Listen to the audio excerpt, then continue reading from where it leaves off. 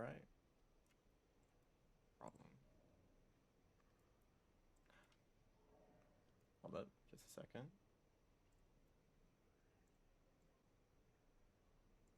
There we go.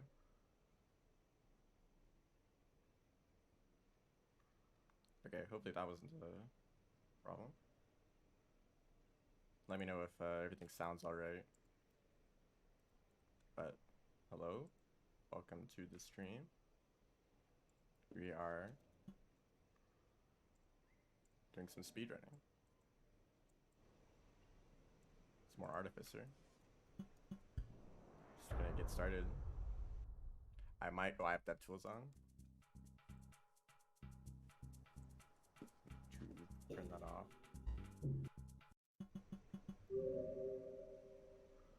This isn't where you turn it off. Great start to the stream.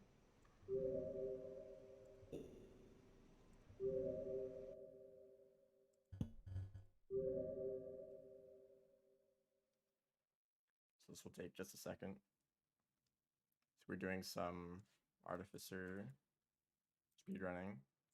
This category, as I've learned from the previous attempts, it's very, very difficult. I'd say the first part of the run isn't that bad. It's manageable. But once you get to the wall, it gets pretty hard because you have to deal with a lot more lizards up there and then a bunch of scavengers around the top of the wall as you go up. And once you get to Metropolis, I wouldn't say it's that bad throughout Metropolis, but at the very end, it's especially difficult.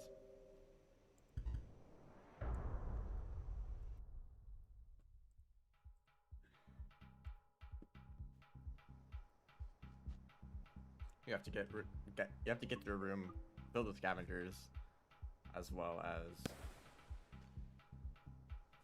defeating the final boss, which I'm yet to get completely consistent with that fight, but I've learned a few strategies that have made it easier, so hopefully that isn't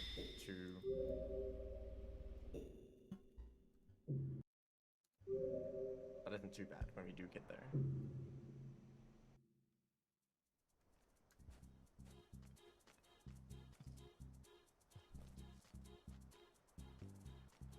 That was enough karma. So I'm making use of a strategy here. Well, I will be in a second. I'm not going to grab a vulture mask because it takes a long time to get it. And I usually lose a lot of runs just trying to get the vulture mask at the very start. It's a lot easier just to run past this whole area at the beginning. And if you don't have a vulture mask, that means you can grab onto any other item that might be useful, like a rock that I'm holding onto right now. Yeah, I can do that too. And you can use this for throw boosts and extended slides and all sorts of movement. It's not too useful when double jumps are pretty much better than any movement option you have. I shouldn't have done it like that, but whatever. There's a few scenarios where doing extended slides is good. I probably could have done one right there.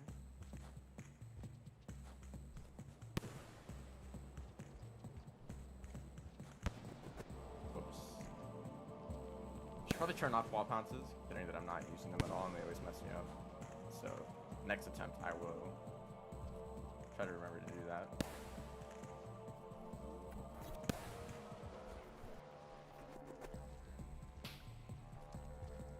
This jump can be a bit tricky.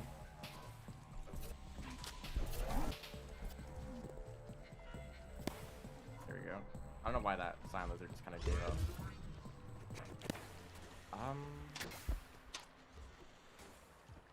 Okay, that went just about as bad as it could have. I lost the scavenger and then I lost me. So I'm going to disable wall pouncing. I'm not using it for this run. And also, since I'm doing actual attempts this time, I will be actually resetting, because you can just continue playing and you'll be set back in this room, and it also resets the timer at the top of the screen, but I think we're not going to allow that because you technically are spending longer time on the save file. It just just doesn't, it just resets on the timer. I don't know how it works exactly, but there's a few situations where the timer gets messed up and we'd rather avoid those when possible. Except for Karmic, actually.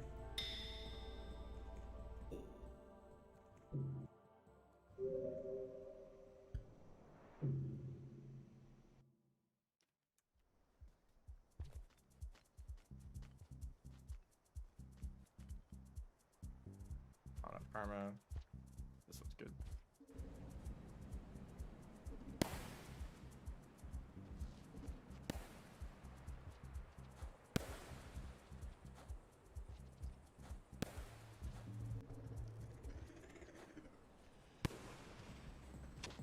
So I tend to use a lot of explosive jumps here, which is not great for this area, so you need them to get over this. So this room is usually where I would try to, or in the past where I would try to get a vulture mask. But the problem is that vultures are too inconsistent. I didn't want to do that. Hopefully I can make it back up.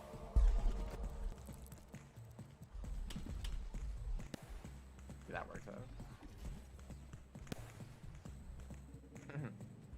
Because sometimes vulture just doesn't show up. It takes too long, or a vulture does show up with multiple other vultures. See if I can do a thing here. Yep. That kind of movement is what you can do if you have space open for another item to hold. You can't hold the spear though. I think that maybe the scavenger that you're holding count as a spear, so you can't hold two spears obviously.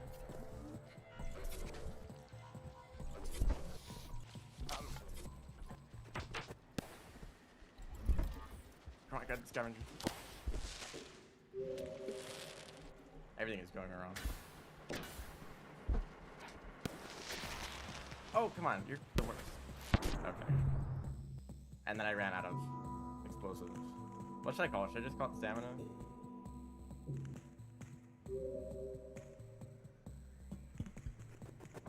Ran out of explosive jumps. And when that happens, you get stunned, so I fell into the acid. I was able to grab the scavenger again, but honestly, the most annoying part of this run isn't dying to the lizards. They're actually quite easy to avoid. But the hard part is preventing the lizards from grabbing the scavenger, because they can do that quite easily because you're swinging them all over the place.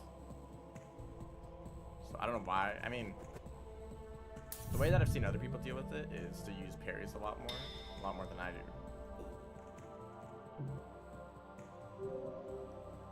And it's pretty good for stunning lizards, of course, but it uses so much stamina.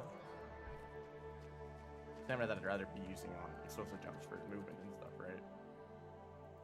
Perfect karma.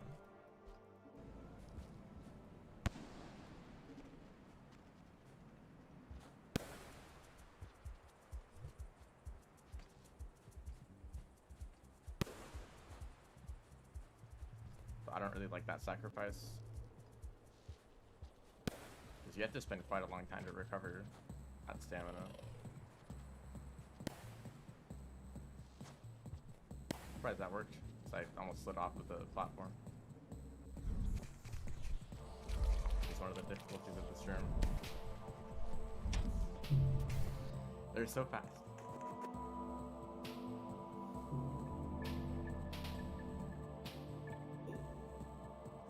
For some reason, Rainroad likes to sometimes show your cursor on the screen and sometimes not.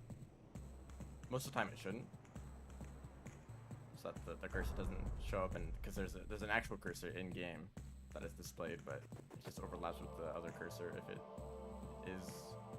is shown for some reason.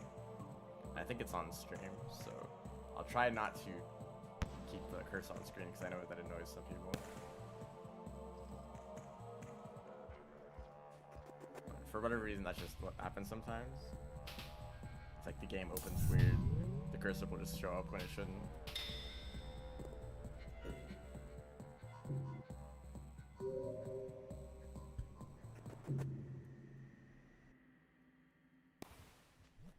Oh, I didn't check their karma. It might have been good.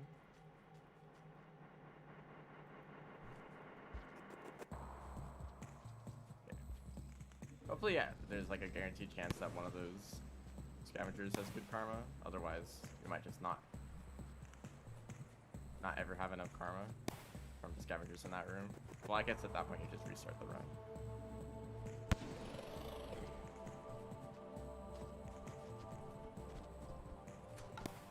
Go for that green. I feel like that green lizard could very easily grab the scavengers there.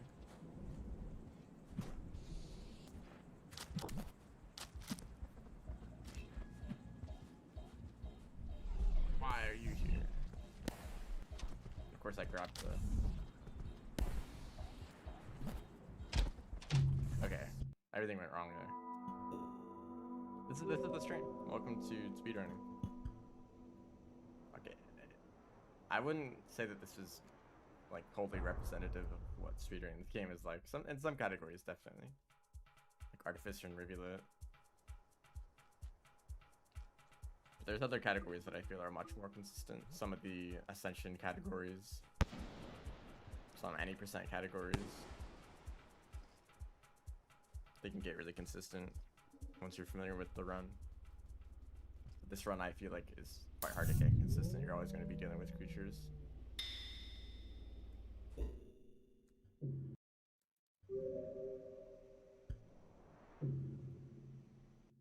Very dangerous creatures. That red lizard, for example, it always shows up around that area. And most of the time it's busy with some other creature. Yeah, I think this one might actually have to be guaranteed to have good karma.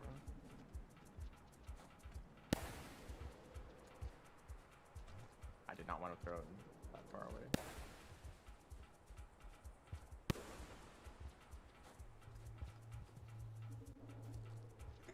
Red lizards are particularly dangerous because they can bite you very quickly.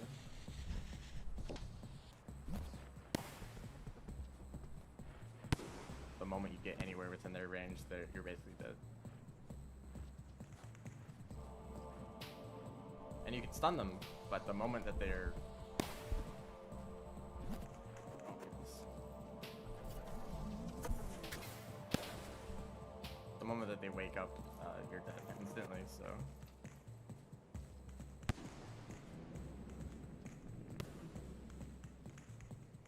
Just try to avoid them when possible. That might be the only red lizard in the run. It's definitely the one that you see the most.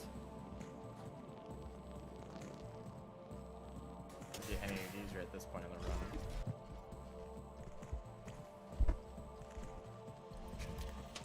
Oh, come on. Okay, I could have possibly grabbed the scavenger as it fell down, but... That room's tricky because you can't see anything. It's all off screen. I kind of had a strategy that worked some of the time, but I don't know. I'm not confident with it yet. Kind of dropping down and hoping that I don't take any damage.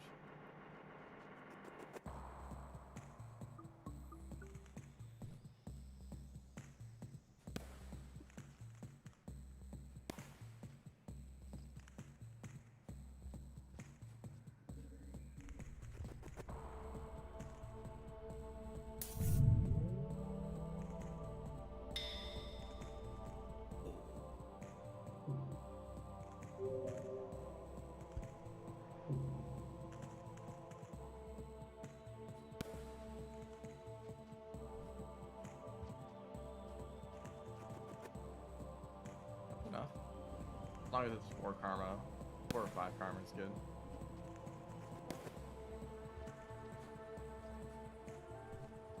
Ooh, that might be bad. Yeah, I have to deal with all those spears in the way.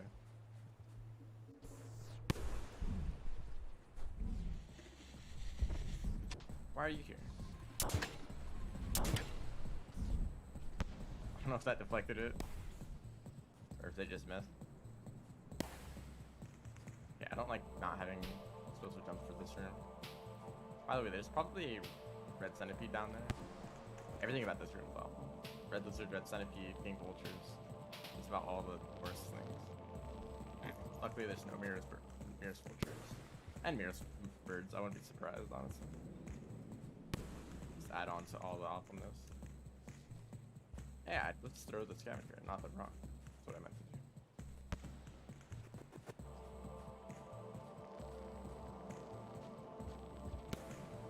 funny thing about this run,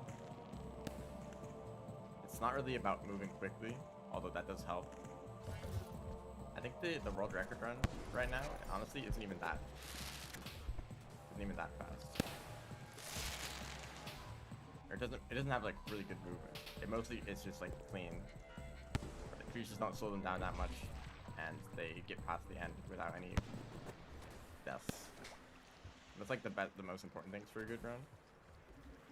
Because you can have like really good movement, but if you died like 10 times at the end, it's not gonna be a good run. And if you like fight like some random lizard for 2 minutes, then that's also not gonna be a good run. You can just like keep moving consistently throughout the whole thing. That's like the most important part. Also, I managed to bump into every single one of the squid kids here. I think I got grabbed by that lizard, actually.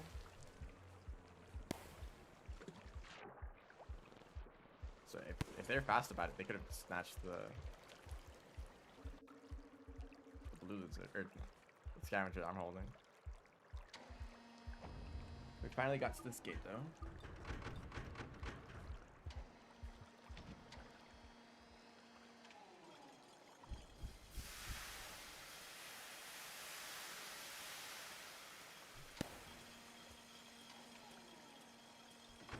You know, I don't know if you recover your explosive jumps faster if you're crouching like Gourmand. Because I know Gourmand is based on the stamina system. Same thing that happens when you're starving. Oh, come on.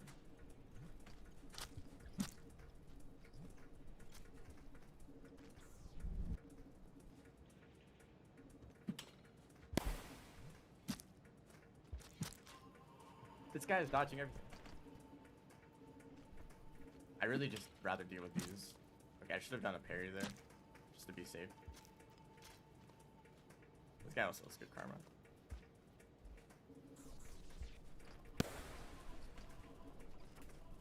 Oh, shit, that rock hit me.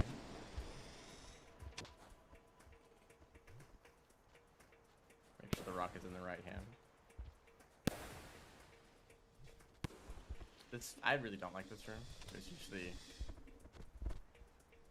a lot worse things going on, like vultures and scavengers. But I was actually pretty lucky with just these two lizards that are busy with each other.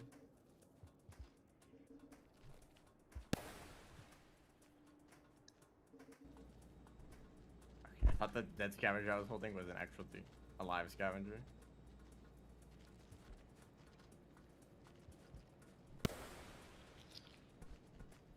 You see how much the scavenger is swinging around there?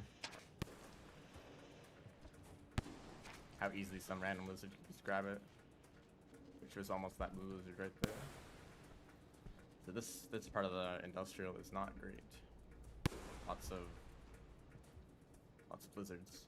I think that was an egg bug actually. Just an egg bug. And another one. Wow. That pink lizard would like to grab that. No, that's not how you do it. Okay, I really didn't want to do that jump, so I felt like there's a decent chance I would just fall down. Jumping over that gap with that red lizard there is actually quite safe. Because you're moving fast enough for the lizard to miss you most of the time.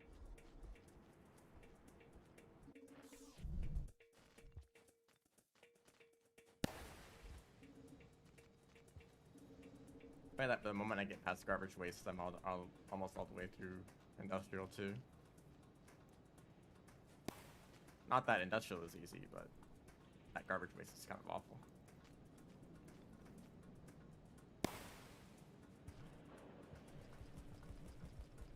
Oh man, it's weird to do that wall jump without running out of stamina halfway through.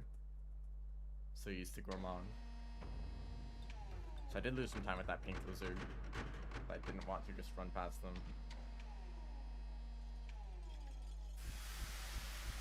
I thought that they would grab the egg bug and I could just run through, but they are kind of incompetent.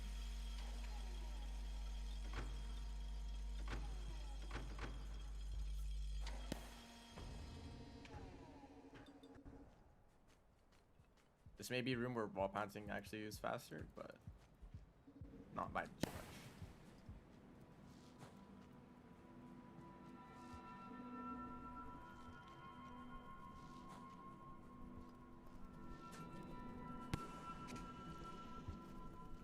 thought I wasn't climbing up.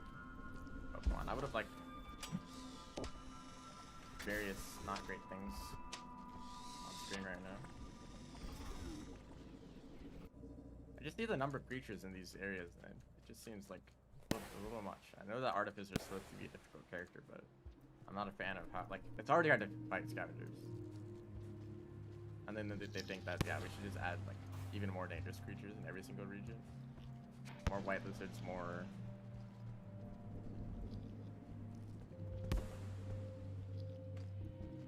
Okay, low stamina. More white lizards, leap lizards, vultures, just everything.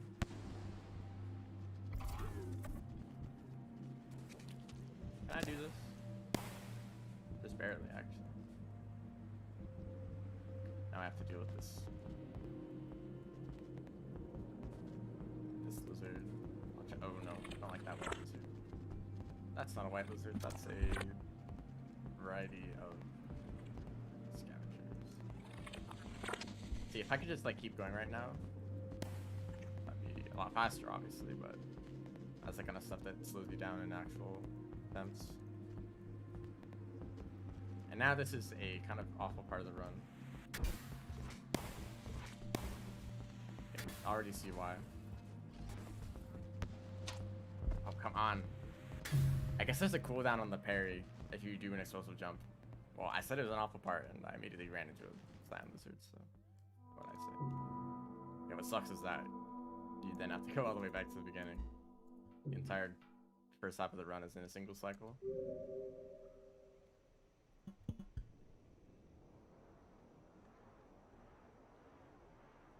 There are better ways I could have dealt with that leap lizard. I think the most obvious one is just to go back in the previous room to bait Scion into that. I really thought that I'd be able to move faster than it, but it's in rooms like that where Scion lizards are the fastest.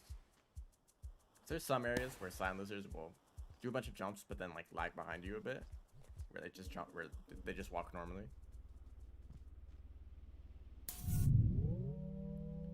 But in that room there was like so much open space and all the poles, so the leap lizard could just jump all over the place. And I honestly should have just waited for it and to stun it, or I don't know, do literally anything else than what I did. Also, welcome to the stream. So now we're back in the garbage waste.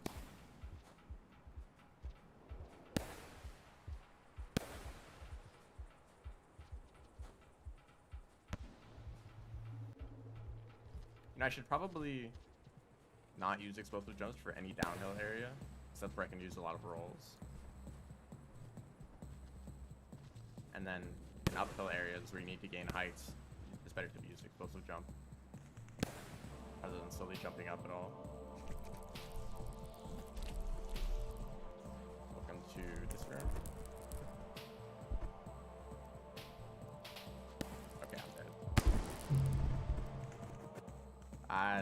They managed to intercept me midair. That's kind of impressive, actually.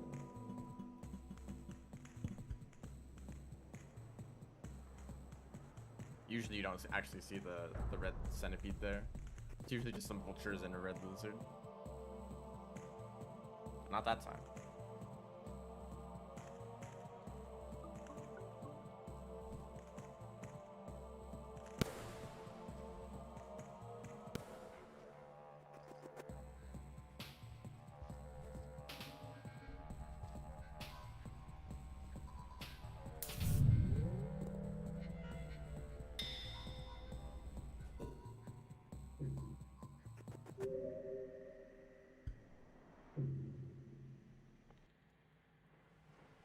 There's actually a bit of time that you can move there for the screen.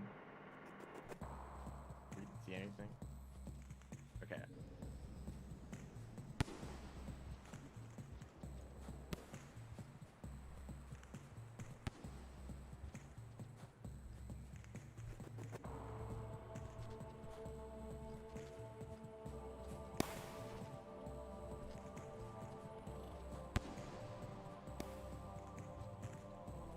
You're wonderful.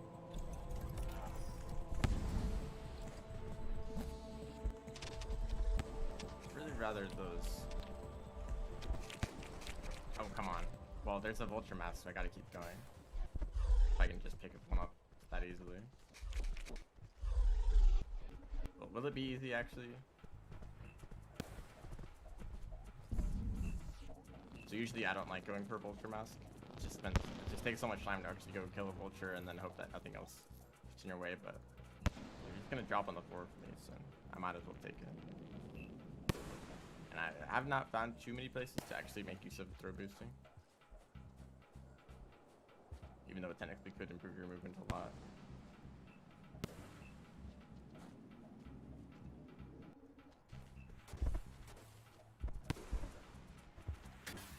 Even that fall dealt damage to me, and I think I dropped the vulture mask long enough for them to notice.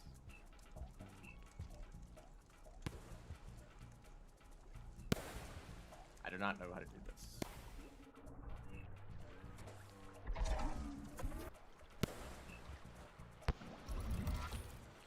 See, even if okay, this is the next problem. Even though I have a vulture mask, they still try to grab the scavenger.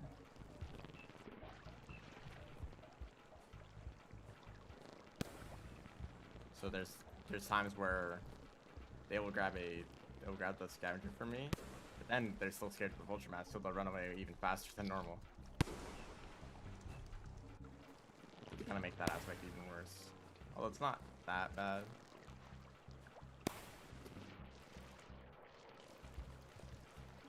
Most of the time they'll run away before they get within range to grab.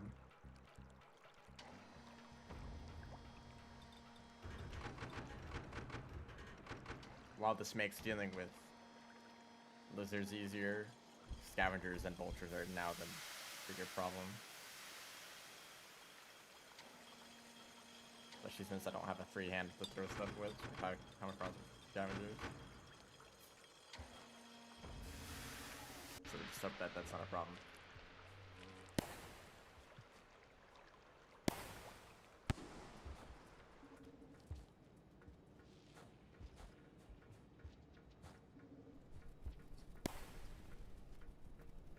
Okay, that's a normal interaction. And that's just long enough for the scavenger to show up.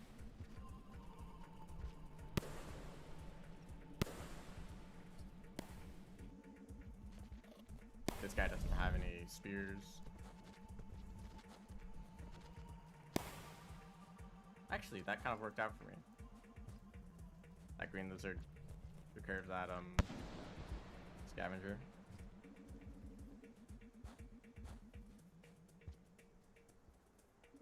It's nice when all the creatures kind of pair up and like fight each other instead of being a problem to me.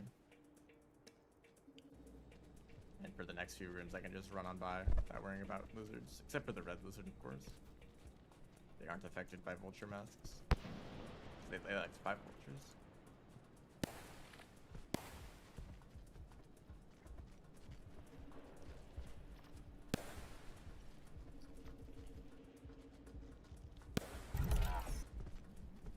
This is an area we can do extended slides.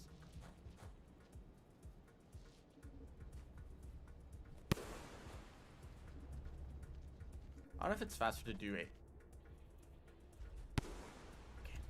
Okay. I had a feeling they might have just like grabbed me out of the air right after that jump.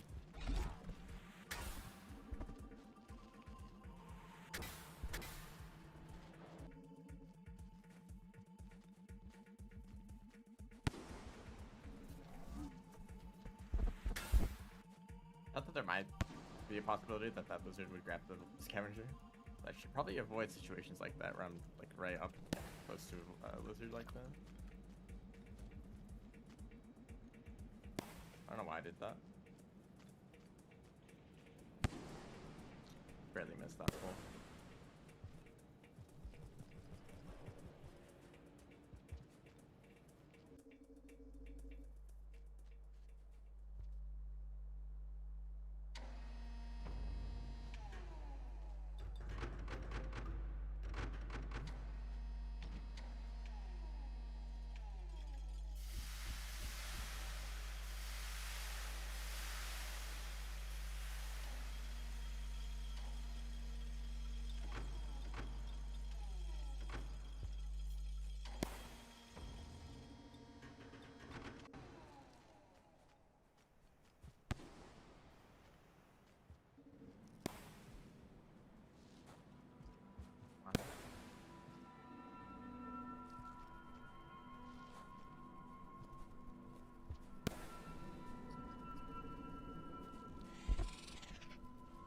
Spiders could also be a problem.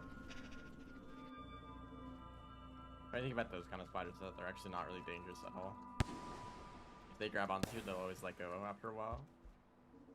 They usually just run away.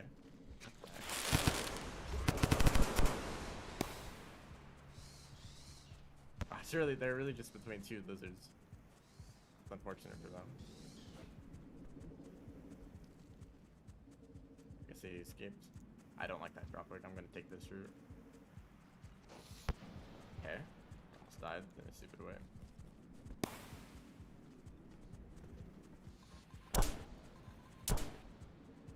Yeah, I wasn't having a good day. Nope.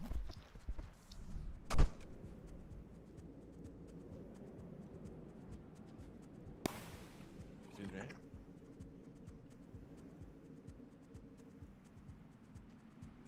I think this is better than last attempt. Other than like the short delay and actually grabbing the vulture mask. That could have been better.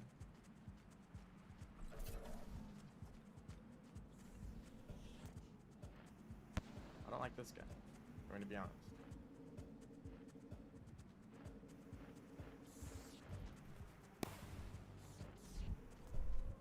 Okay, kind of slow vulture there. Oh. Okay, okay. Let's be careful.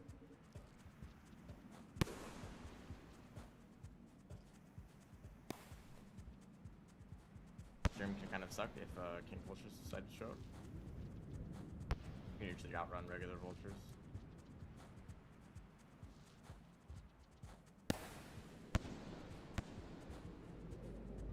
Okay. The run becomes easy for a while and then really hard. We no longer need the scavenger. I would like to keep the mask for all the vulture or lizards we'll be seeing, but then it's just a bunch of scavengers. The scavengers are not fun to deal with. So that it's not that bad.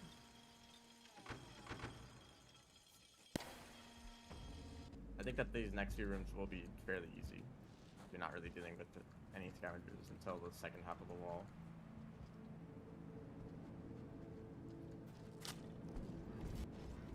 Excuse me.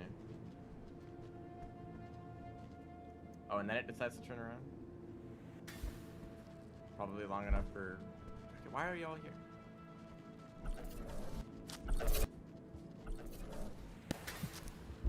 I really want to stab that so that it wouldn't be a problem later.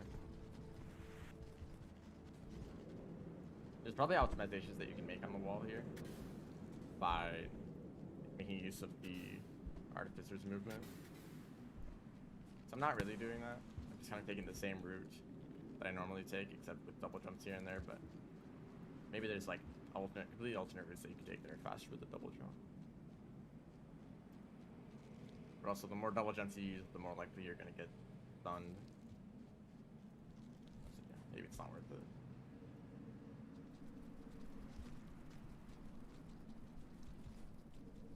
This room is where things aren't great. Is it about to rain? That'd actually make things a lot easier.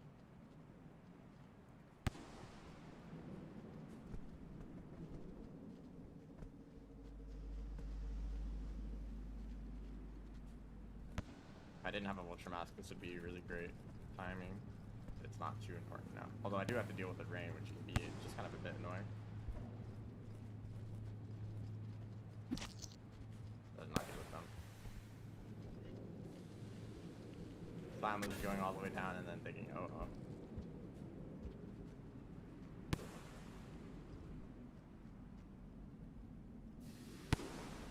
So if you're ever getting pushed down by the rain here, try to keep holding up the whole time so that you don't fall off the pole, and use the jump button to climb up the pole.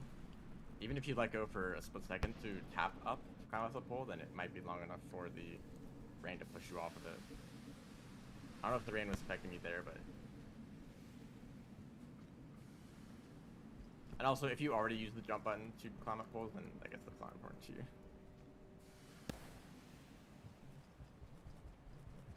Possible to trigger a double jump on a pipe.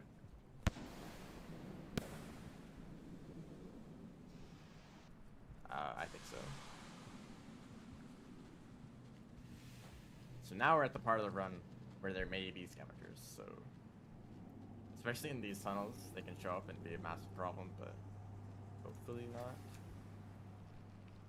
Especially this late in the cycle, they might actually be gone entirely. Well, I don't see any. Actually, I don't really see anything.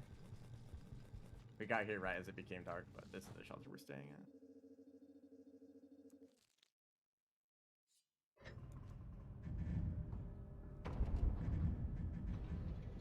So I don't know if I should keep the Vulture Mask, because you don't really run into that many lizards on Metropolis. I definitely don't need it now. Just scavengers here to fight.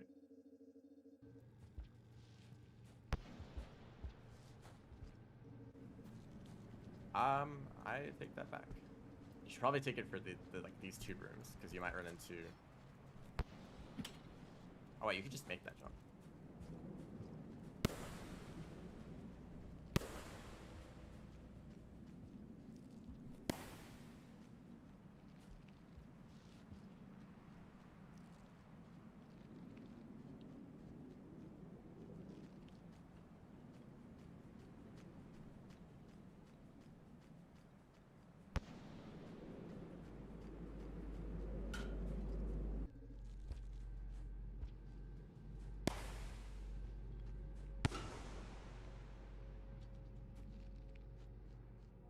This room, I got, on like some of the last attempts that I did,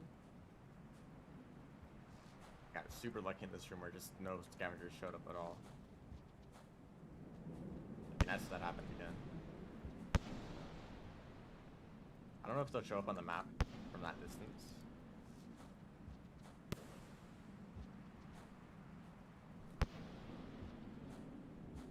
You know, you would think, for how quickly scavenger the Artificer can move, it'd be super hard for scavengers to hit you at all.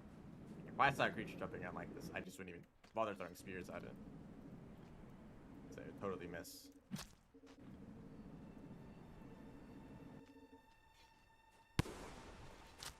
Okay, that was kind of scary. Those were the only ones.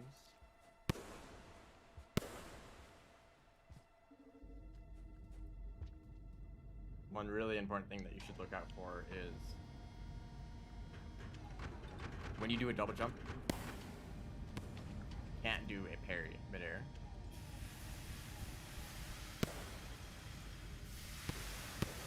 You have to touch the ground first. So, I mean, I didn't really know that. I wasn't entirely confident, so good to know.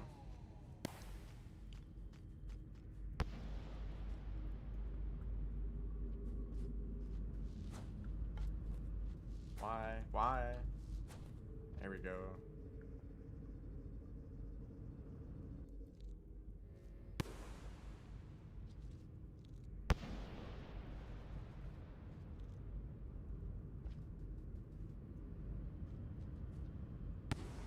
Oops. Luckily, Artificer is the easiest character. We're the best at like moving into energy, so Valeria is very easy. Since sometimes those other characters you can get stuck midair with like no way to move around if you don't have any items to throw. But Artificer does not have that problem at all. I'm going to hope that this works and I can exit out here. I know that Pebbles does this thing where he does something to your drone and it lets you enter Metropolis, but I think that might just be accounted for in that cutscene. Or like when he does the thing. I'm pretty sure you exit. I know that you exit out there. I just don't know if you have to wait for a bit.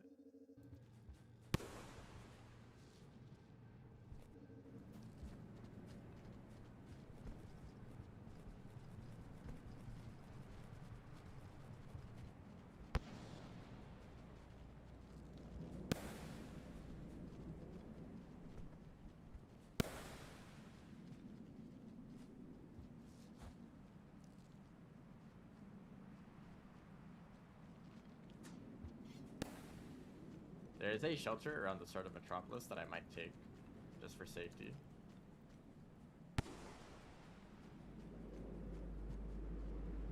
Honestly, if I just completed a run, that might be good enough.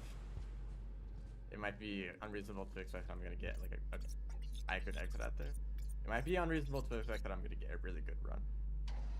Because I kind of want to be done with Artificer, honestly. It's not the most fun category. I'm gonna say that. Just having to, just like the last few rooms, honestly, is the biggest problem. So I haven't even gotten to the hard part of the run.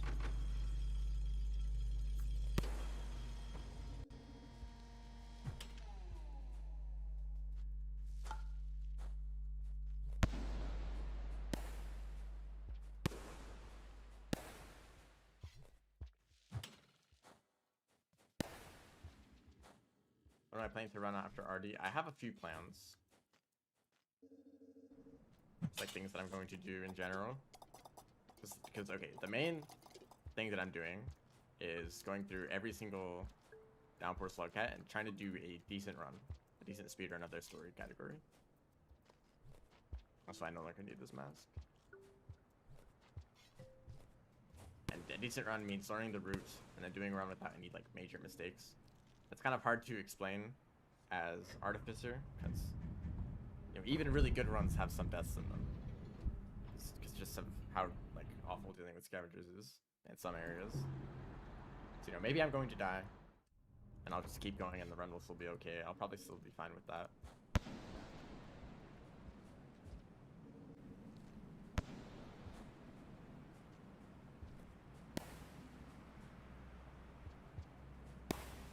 But after Artificer, it's Rivulet, right? However, I've already done Rivulet speedruns. I've done a lot of Rivulet speedruns. So it's probably the character I'm not going to speedrun when I'm doing this whole thing. But there is stuff that I still want to do with Rivulet. Specifically, I think I'd like to make a sort of guide, like a speedrunning guide on Rivulet, and actually like all the characters. That's kind of one of my final goals.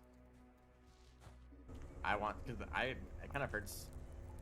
I'm watching people speedrun and they don't know what to do. They like mess around with like the wrong routes and like they don't know all the best strategy for playing a character. And like, you know, maybe that's part of the process. That's what they enjoy, like figuring out a character, find the best way to speedrun it. But I'd rather just know the routes and just know what to do. And if I can provide a resource to make it easier for people, I'd like to do that. And so, of course, I need experience, right? So I'm going through all the characters to learn the speedruns so that I can know what to teach people. And I definitely feel most confident with teaching the Rivulet speedrun, because that's the one I've done the most of by far. That was a really nice shot.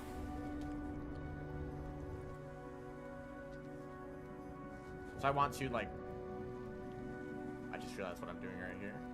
Okay, let's hope I can not die. Usually stay in the shelter, I think.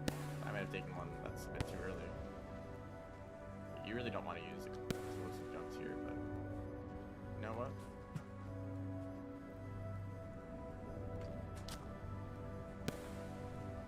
Don't throw it at me, thank you. I'm trying to get height to throw at me. You really don't like seeing scavengers in this area. Okay. I think what those like are going to look like. I still want to stream it, but I want to basically just watch through the speedruns that I've done and explaining the strategies that I'm using and the route that I'm taking, just all that stuff. Do you want to go over there? Thank you. I guess that's one way to deal with that dropper. You know, I'm going through all the characters in order now, but since I've already done Rivulet, I might as well just do their like guide thing.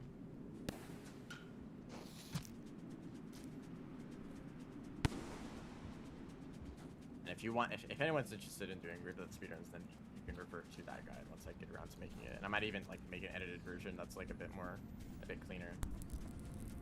Okay, I thought that I wouldn't have to deal with this King Vulture, but if they're distracted with this Centipede, actually, oh gosh.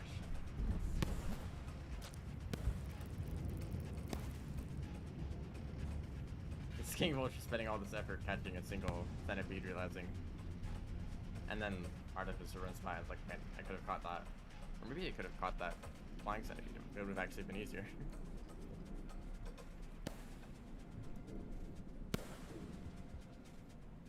shoot, I don't have any food.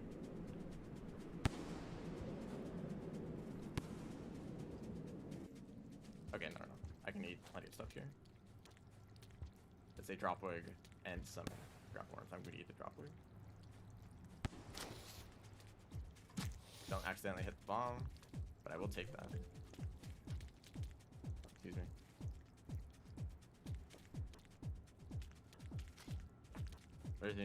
For whatever reason, it's very difficult to drop a grapple worm. And actually dropping any creature as Artificer. I could also eat these. Actually, I'm going to, in case I want to craft any explosives. So yeah, another benefit of not taking shelters is just not having to eat as much food. So if I not stayed in the shelter at the beginning of Metropolis, I could have just gone all the way to the next shelter without having to stop for food. But of course, it's, you know, the threat of dying and losing all that time is, I think, more significant for the kind of run that I'm going for right now. Of course, once you're going for like a world record, you know, the higher your expectations for the run, the more risky strats you're going to use. Why did a scavenger just show up right here? I'm not interested in fighting it. Okay, we're 22 minutes into the run. If I went straight to the end and like did everything perfectly, I could get a really good time. I don't think that's going to happen. These next like 6 rooms are the hardest rooms of the run, so just have to hope that everything goes well. But they're also the rooms that I've practiced the most, other than like the very beginning.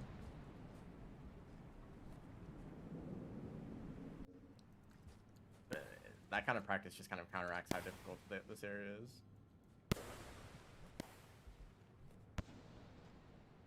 So it ends up being still not great.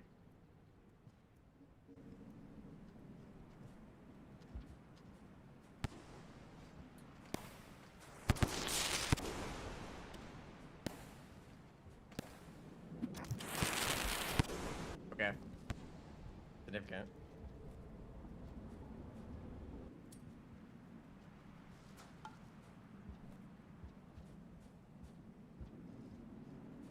This boss is still inconsistent. I'm not great at it.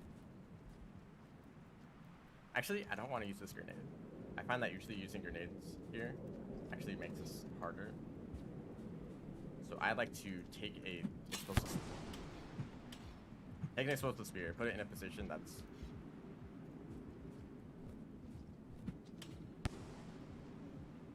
I don't want the king scab to have any spears to use. Okay, I think I'm ready. The main strategy here is to make use of, that's fine, make use of parrying.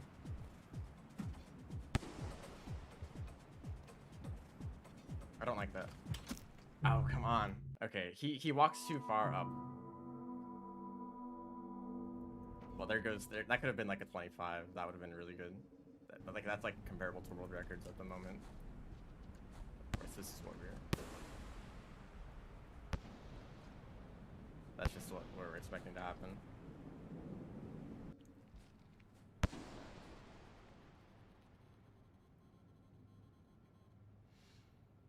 So the strategy for the boss is to make him drop down directly below his platform and then spam spears at him while you're also parrying him so that he's perma-stunned and you just have him enough to take off his armor, and then at that point, okay, I don't want to blow up the thing. At that point you want to throw an explosive spear at him. I'm dead. Wow, he missed. I'm stunned again. Okay. And this, you know, this is what we're all expecting is going to happen. I don't know if I want to. That's the problem with this category. I don't know what a good run is, right? Obviously, at the very end is the hardest part, so I'm probably going to die a lot.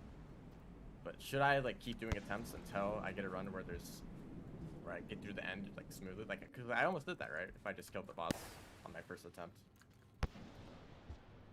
that would have been like a pretty good run.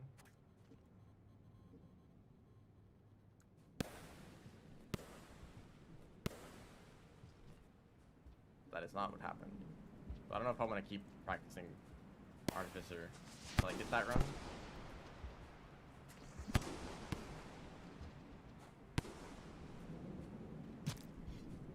They didn't die. They were stunned from a grenade and a spear hit, and they didn't die. I mean, they might have bled out afterwards. I don't know if I want to use grenades, honestly. Because they can send the Scab King flying into an area where there are spears for him to grab. Honestly, I might skip the explosive spear part. But also, that's not great. Nope, I don't want one of these. See, now there's like spears everywhere. Now there's even more spears. Sorry, dude.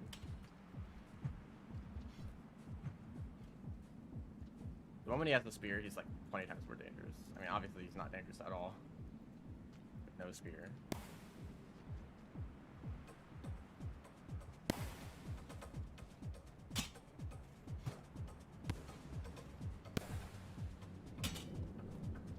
Uh-oh.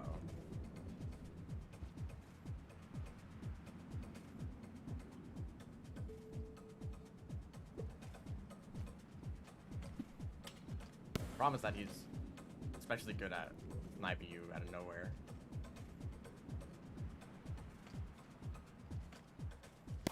Oops.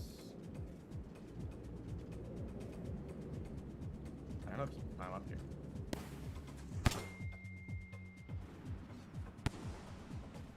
He can't hit you when you're up here. You know, it's possible. I've seen it before. Oh, is it armor gone? Okay, close the spear. If I could just snipe him.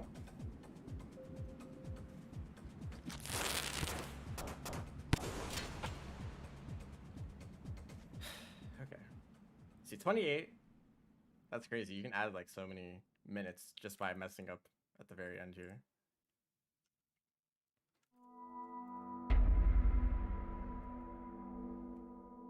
That actually puts me in third place at the moment.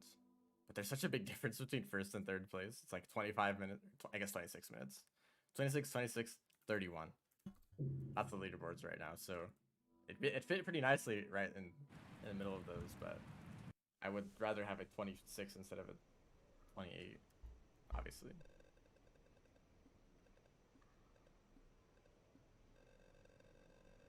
But I kind of actually like that strategy that I kind of did at the end there, where I was hanging up on the top of that platform and right threw a grenade down.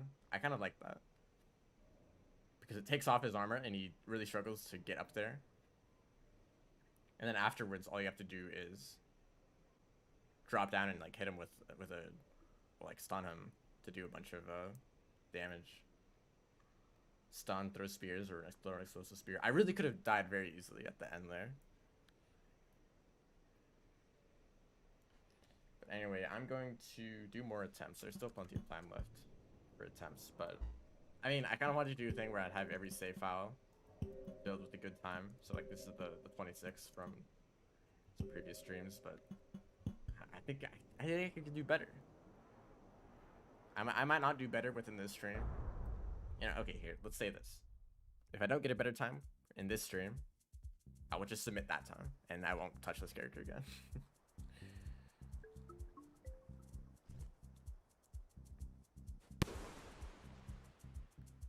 But if I am able to get a better time, that would be very nice.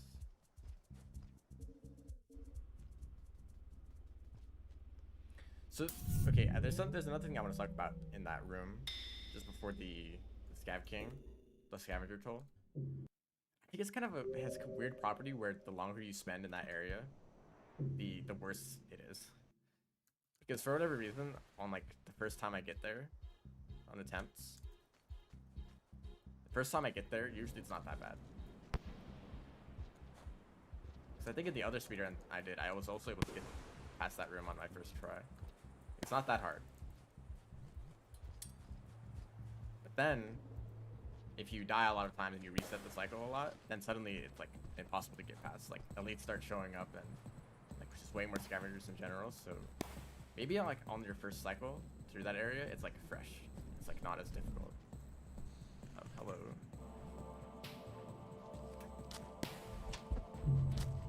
That was literally unreactable. The moment I jumped, the red lizard showed up, and I was already on a trajectory of death. Also, I'd like to point out, I had a Vulture Mask in that run. I just got lucky and I picked it up on the floor.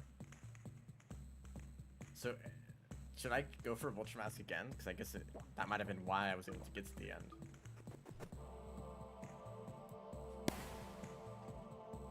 Because initially I was thinking like, it's too hard to get a Vulture Mask, and it slows you down because you're not able to use like throw boost and stuff.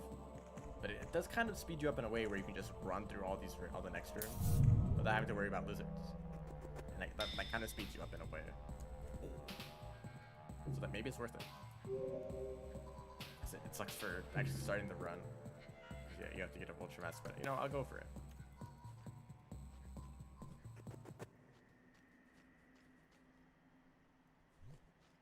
I think that like the darker scavenger at the beginning is usually the one with higher karma. I think that's kind of consistent. So let's go for the Vulture Mask.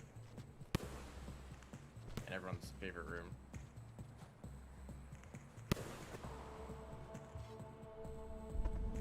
Okay.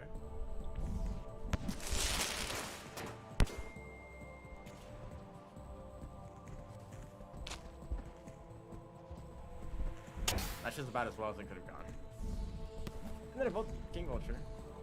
King Vulture jump scare, goodness. And like, that's still faster than the way I got the Vulture Mask on my last. Why are these pipes so short?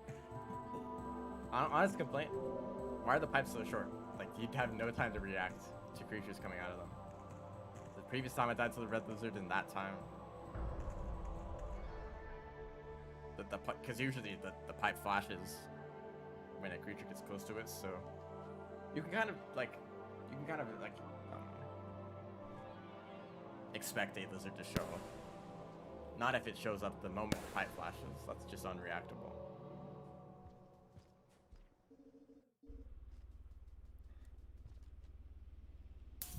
And I did not expect the red lizard to immediately come back into that pipe.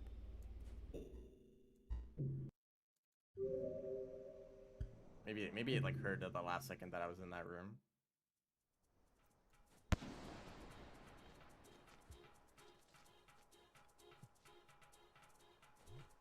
Yeah, Dark Scavenger has high karma. Maybe other people have figured this out already. And they always knew which scavenger to pick up at the beginning there.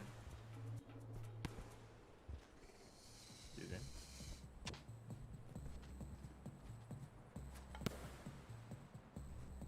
How'd I do it that far?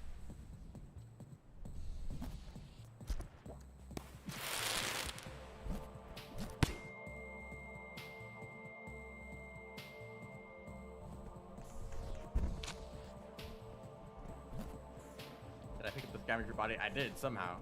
Miraculously. Now the red lizard's here, of course. I think a King Vulture might have gotten here too.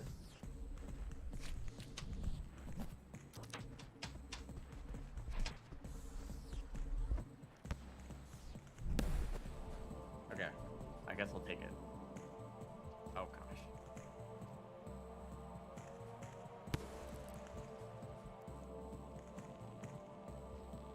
But that kind of scenario is why I didn't want to go for a Vulture Mask in previous attempts. It just takes so long to... If too many Vultures show up, if that red lizard shows up, if some Scavengers show up, anything can happen there, and they can all slow you down.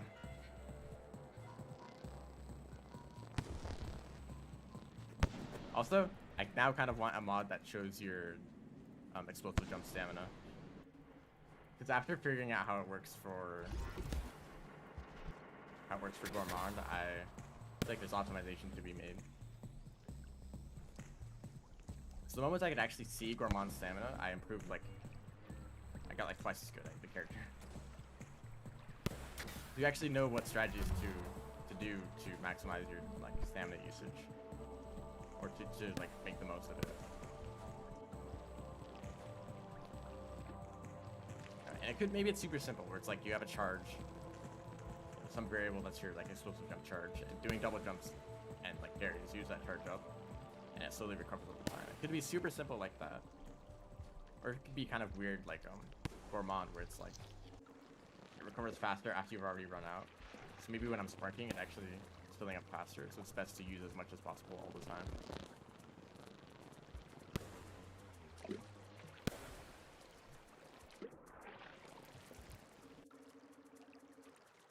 No way mod would be allowed for speedruns. That's not a problem, because all you need to know is to get a. All you would use it for is to get a feel for how the stamina works. To like kind of build an intuition for it, you know. And then you disable it and do an actual speedrun, but you've learned stuff from it. That's what I did for Gourmand, because when I was doing Gourmand speedruns, I don't know if you were there, I got a mod that shows Gourmand stamina, and I used it for a bunch of practice runs.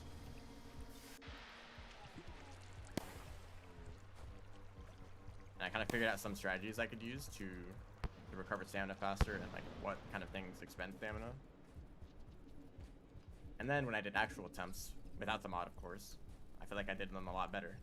Because I knew what to do. I knew how to move a lot better. Excuse me.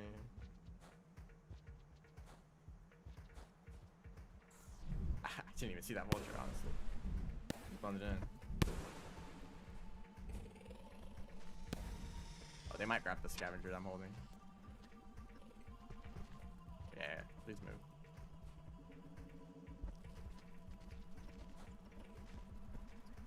So like just having a mod that would let me understand how this, I mean, it's not as important as Gourmand, obviously, because it's only for double jumps, and you know, you can continue to move even if you run out of double jumps, so it's not as important to try to maximize or to make it as efficient as possible. There's so many losers in this room that I'd have to deal with without the mask.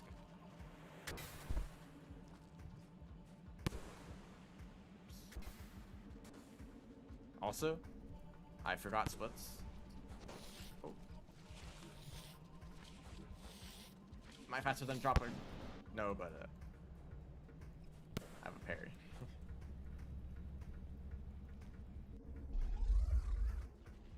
Yep, I'm over here. You should go through that pipe to try to get me. Thank you.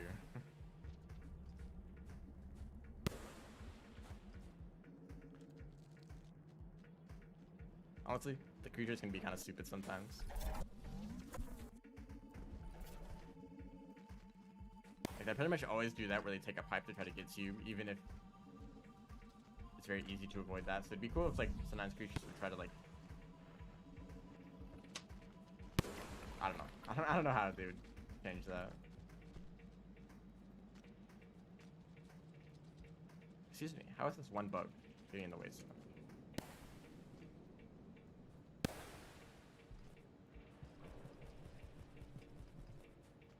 Maybe like creatures could kind of wait for you to commit to some sort of direction. Like the moment you start moving in one direction or the other, they would make their decision of where to go. So they pretty much always just try to get to your location immediately. Which means you can pretty easily lead them around in circles.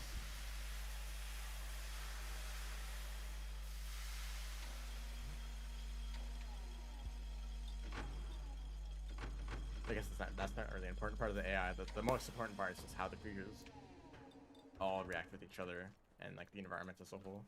So the ecosystem is the impressive part, not the individual creatures.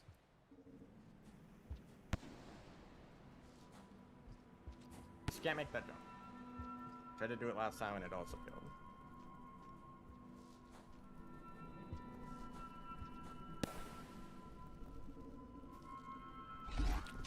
Excuse me. Oh, I really managed to grab the scavenger. Parry the lizard and grab the scavenger in the same explosion.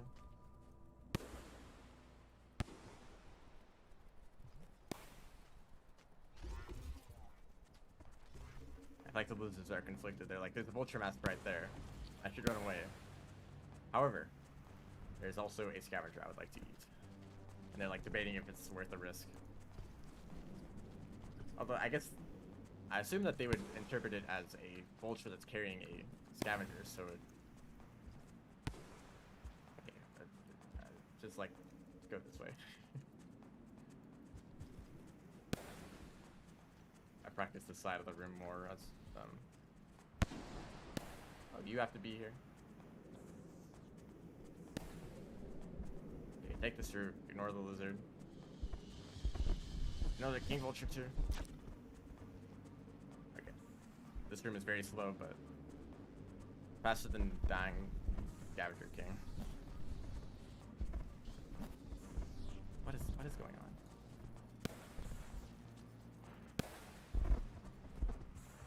I guess that's the thing about this run, right? You either play it fast in the beginning and die at the end, or you die at the end, but you were fast before that. Or both at the same time. Ideally. Of course. That's kind of unrealistic, isn't it? I didn't realize I dropped off that pole.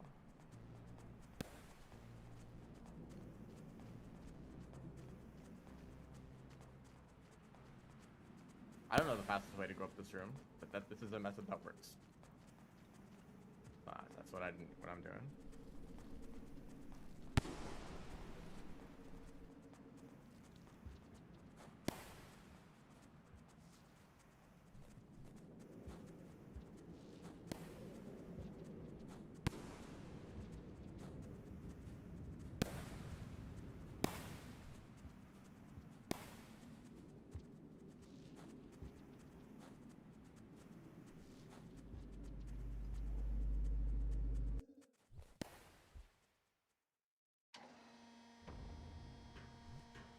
Okay.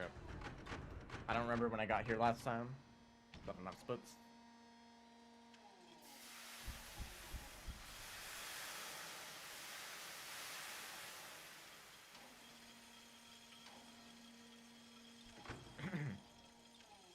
No splits, but as long as I can do the end cleanly, they'll make up for it.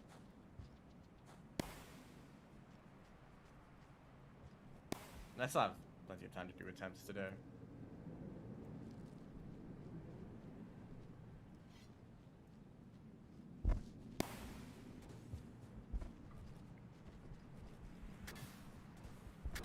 Is it about to rain?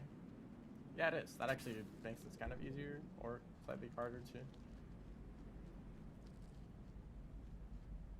I think I can make it to the end before it rains.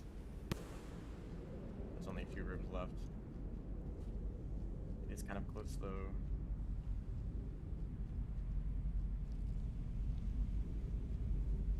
I think these just 2 rooms to go and I'm safe.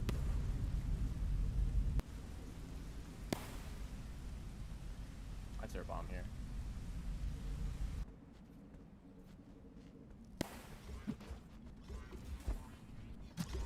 Okay.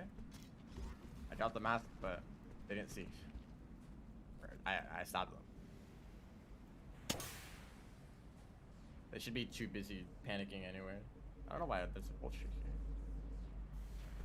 King vulture too. Excuse me. Can you not? You don't. It's not aggressive. Yeah, I'm just gonna take this route just to be safe, because I don't know what that king vulture's doing. I don't know if they're scared of the rain, because usually they just leave when it rains.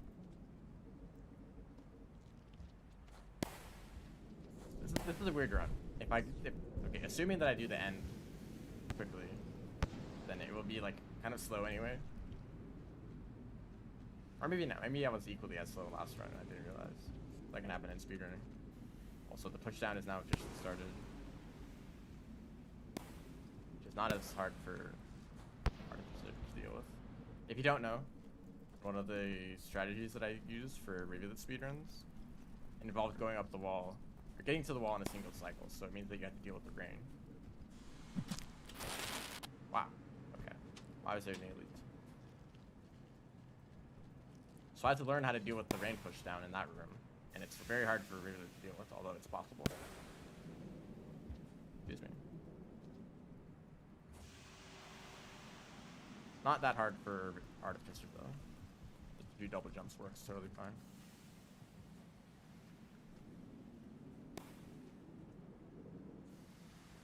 I'm scared of scavengers. There they are. Well, they're just gonna be in the tunnels, aren't they?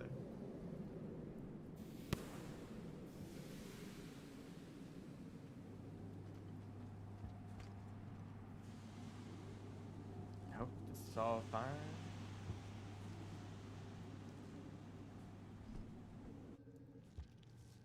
I guess it makes sense, right?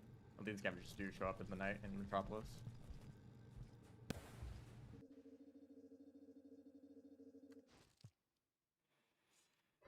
Also, I'm not gonna take a shelter. You know, just to make up for the time that I've lost earlier in the run. If I also take a safety shelter, I'm just not going to have enough time. Or I'm not gonna get a good time, right? That's usually the thing that we do in speedruns, where there's some strategies that are pretty risky, but they're faster, right? So in a normal run, you're probably not going to do risky strategies, depending on what your goal is, right? But if you make a lot of mistakes early in the run, and it's good to take those risky strategies because it's probably not going to be a good run. It's not going to be a good run anyway, unless you do go for those risks. And since I was kind of slow throughout this whole run, I will just avoid taking shelters if I don't have to. Also, welcome to the stream. What's my PB? This stream, I just now got a 28 something. No longer need the mask. So that's the time I'm trying to beat right now. I don't remember what it was specifically. You might be able to go back in the stream to check.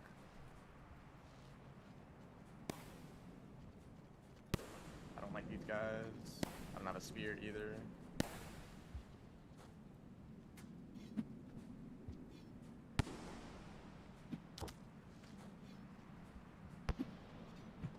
Oh, come on.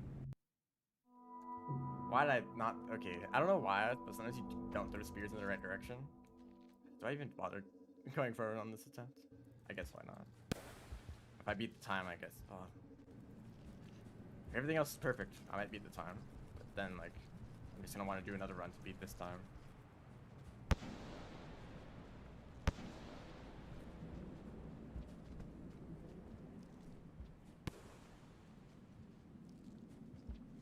So the last, every other attempt that I've done, I got to that part of the wall. There were just no scavengers there at all. Like, just because I was really lucky. So this time, of course, there's scavengers here and they killed me.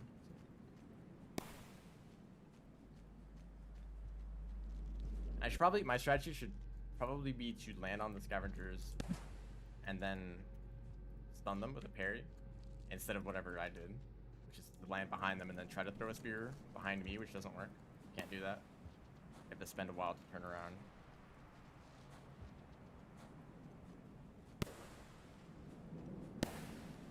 So I think one scavenger there just says that there will be scavengers here.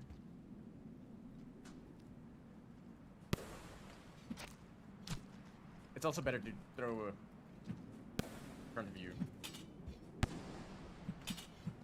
Also, this is a very skilled scavenger, parrying all my spears like that, goodness. You can kind of predict, or you can kind of tell the skill level of a scavenger by how well they parry spears. Scavengers have a bunch of parameters that are randomized for each scavenger. Kind of like their, just a bunch of attributes. And some of them affect their combat skills.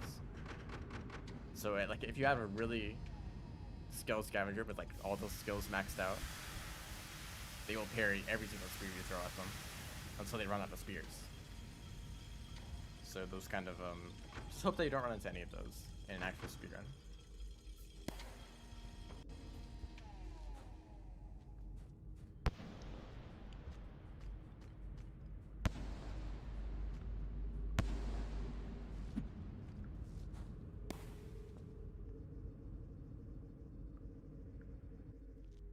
And I'm pretty sure that the like elite scavengers and the scavenger king are just kind of like regular scavengers with really high stats and a few extra abilities, like being able to jump around and throw more diagonally. I don't know if like diagonal throwing is a skill thing or like an extra ability they have. I don't know if like any regular scavenger can also do that. Also, I just realized there's no reason to try to line up here, because you always go perfectly straight after double jump.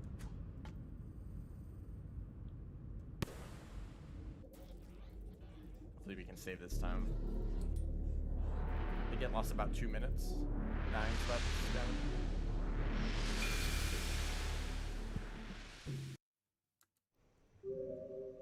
Never seen a regular scav throw diagonally. So yeah, it's probably just a thing unique to elites and the king. The king can throw very diagonally. They have very good aim. Their strategy for them is mostly just to keep them stun locked the whole time. Or without any spears at all, because for some reason they don't start with spears.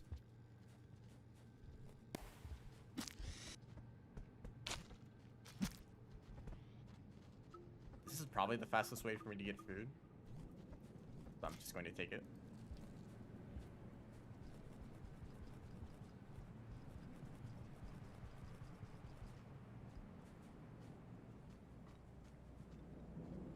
The little spin there for no reason.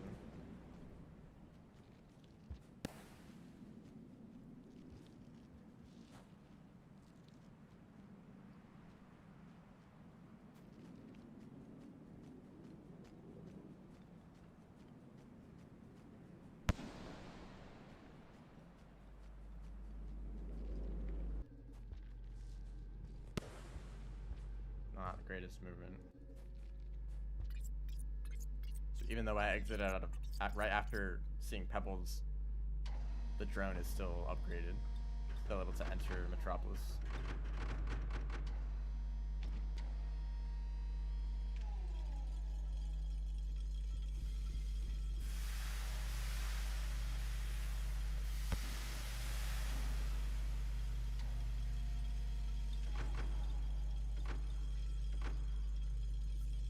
I don't know if I should carry the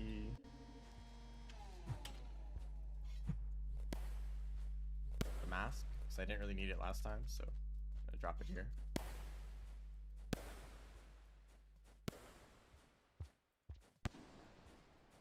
And I'm also not going to stay in the shelter until the very end. Maybe I should just go all the way. If there's any chance of recovering this run, I should just not stay in any shelter at all. I'll see what time we're at once we get there, and I might actually take that risk. Like, I already died at the wall, so it's kind of equivalent, right? Excuse me. Thank you. I think these lizards are kind of the only reason you would want to keep the mask. They're not hard to avoid at all. There are some leap lizards in the next room. Are they really that hard to deal with?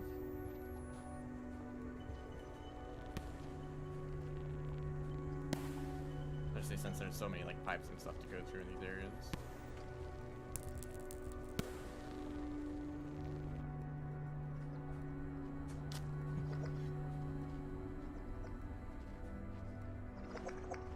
Maybe that guy might have been dangerous, but you can also parry and immediately render them harmless.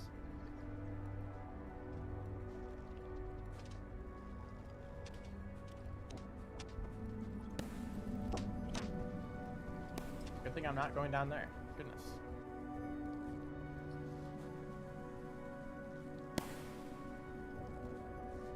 I think that a time around 30 minutes is like totally achievable by most players.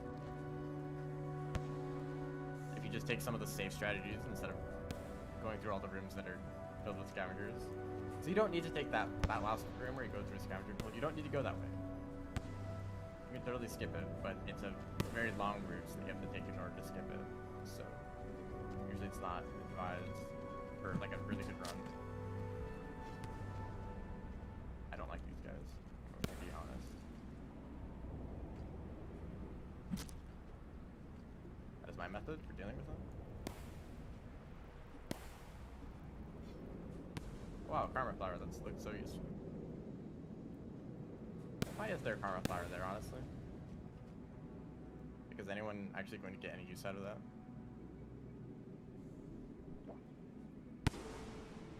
In case this vulture is a problem. Okay. Wow, 3 vultures in one room. You're a vulture, right? You're like hanging out and you see this slug cat show up. Like, should I go for that slug cat? I know that there's 2 other vultures. One of them is the king vulture. Also going for a single slowcat. Surely, maybe I might get the slowcat myself. Maybe that's... Maybe it'd even be worth the energy of like flying down here. I don't like these guys. What the heck? Okay, I kind of got stuck on some terrain. That was not great. So, yeah, or Vulture King. Goodness. Why is everything going wrong? Although I'm not dead, so I guess it's not going too bad. Where is the drop wick in this room? It's gone. It's gone. Maybe in this next room. I see them.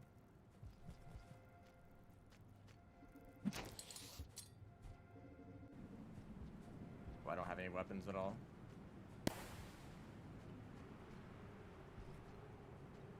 I know at the time right now, 23 minutes. I don't even know if I can make it to the end in 2 minutes. That's my goal, like around 25.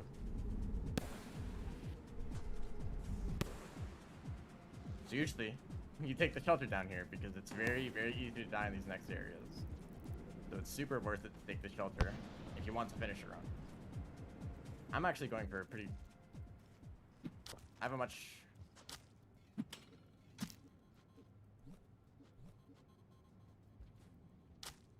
Honestly, I'm just doing this to make up for the mistakes I made earlier in the run. So... do not do this if you're actually doing like a normal speedrun, but I want to have a good time here. So I have to take the risks. I mean, it wouldn't take too long.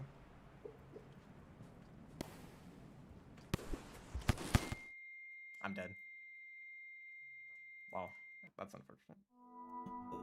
I do not know why I just blew up. I think I threw a grenade at some point. But it hit me like directly, so I got stunned for quite a long time. And once you're stunned like that, like scavengers have a very easy time taking you out. That was not the greatest run though. I guess it still would have been fine if I didn't die after that point, so like a decent attempt. But there's so many like small little mistakes before that. Around I think a time like around 23 minutes or even lower than that is totally possible. It's just like how long is it going to take for someone to actually go for those times? 'Cause everything has to line up perfectly.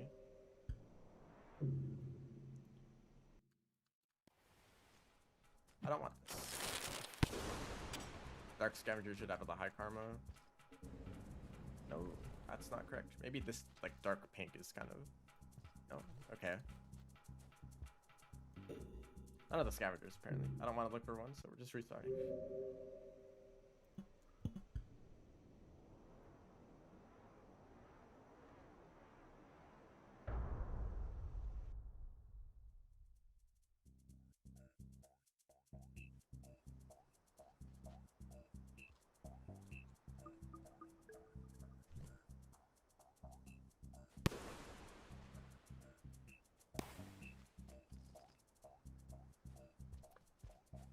Live stream chat. Why are you stupid? Not you guys. The actual like. It's not updating it, so I can't actually see your messages. I don't know. Don't restart. So I have the chat, the YouTube chat like popped out, so I can see it on my second monitor.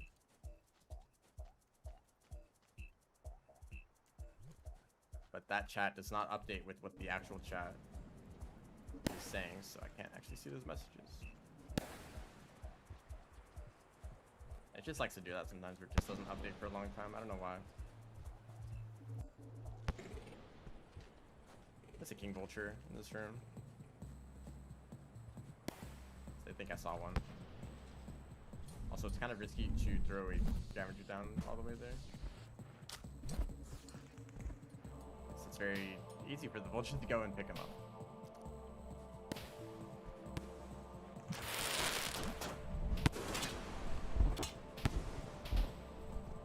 Oh, funny, I took the master from the guy. I'm dead. Why'd I just die? He didn't even pick me up. I got the master from the one I didn't even hit with that explosive spear. That's the ideal strategy, actually. Okay, now the chat updated. Hello everyone, welcome back.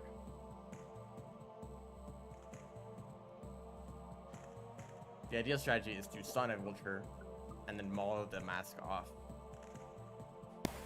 But that is, I find it's very hard to precisely grab it onto their head in the short time where they're stunned. How's the pain? Very. I got a run that got about 28 minutes, which was decent. Everything about that run was like pretty good, except for the end where I died. I think I might have only died once, but I died to the Scavenger King. I don't know if I died to any other scavengers after that.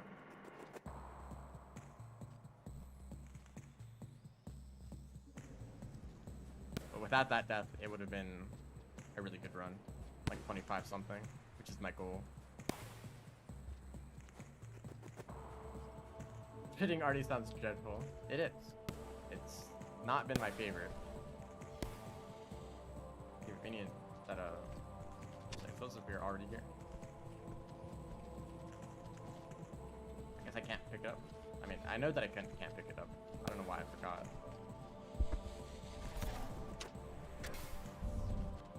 There is a king vulture though. Hopefully they're distracted by the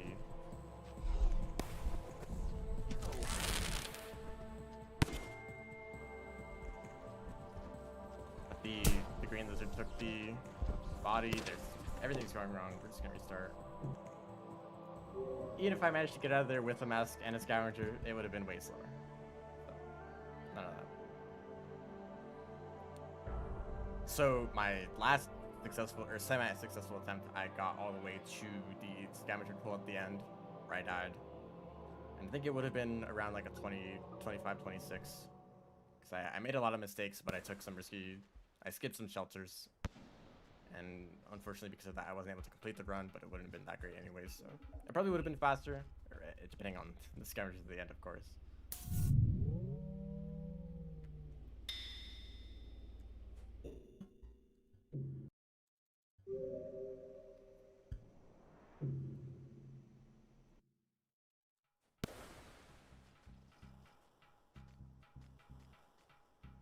Have I ever considered doing inv runs? Why is that the name we decided for it? Inv? The inverted secret slug cat.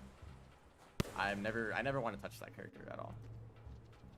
And I'm kind of bothered by the fact that they even get attention at all. It just sucks. Well, let's purposely make this game as like not fun as possible. I'm sure players will enjoy it, and then they do. Like, what is up with this community? Oh, why are you here?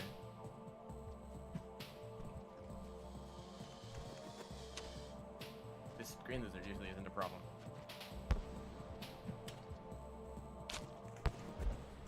Get out of here. Wow, you are so scared of this vulture. Why are you taking the scavenger, bro?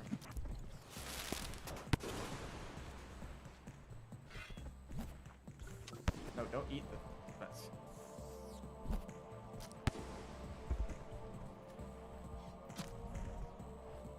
Okay, this is why I didn't want to grab a vulture mask. That was originally my strategy. Just get the vulture mask. So you didn't really need it, you know. It only helps with like all like the 100 lizards that you see later. So what's your PB as survivor? I think it's I don't know. You can check on speedrunning.com. Pebbles percent. Not the downpour page, but the. Actually, I think I have it open right now. It is a 2747, third place. On Pebbles percent, I have not attempted any percent. I think it sounds kind of plain.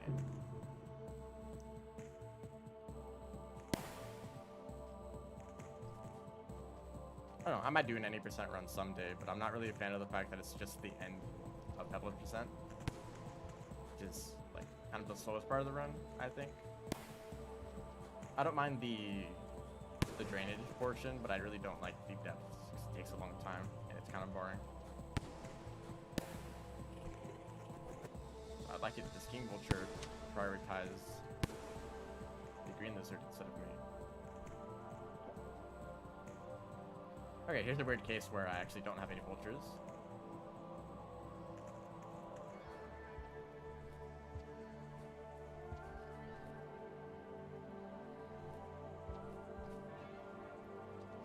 Yep. So there's either 3 vultures or none. Those are the options. I hear one.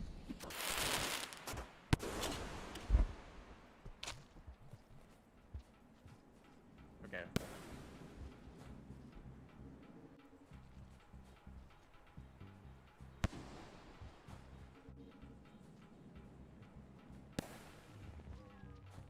So I might do an 80% run with the Survivor. The thing is that it's actually quite different with some of the recent updates. So you can no longer do the Guardian skip. Actually, that's another reason I haven't attempted it. I haven't even learned the Guardian skip. But you can't do it in recent versions of the game, which is what I'm playing on mostly. So I think I'd have to revert to a previous version of the game or use some other Guardian skip that may have been found. Okay, fire you.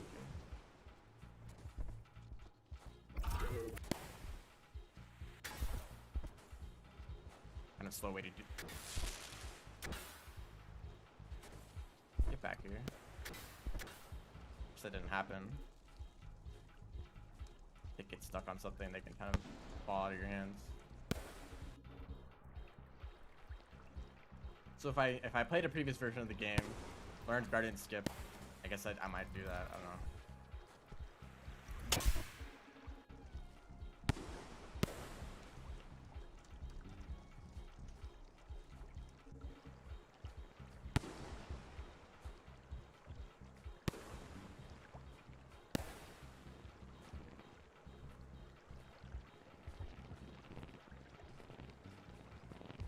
Okay, I could have done a double jump there, but I messed up.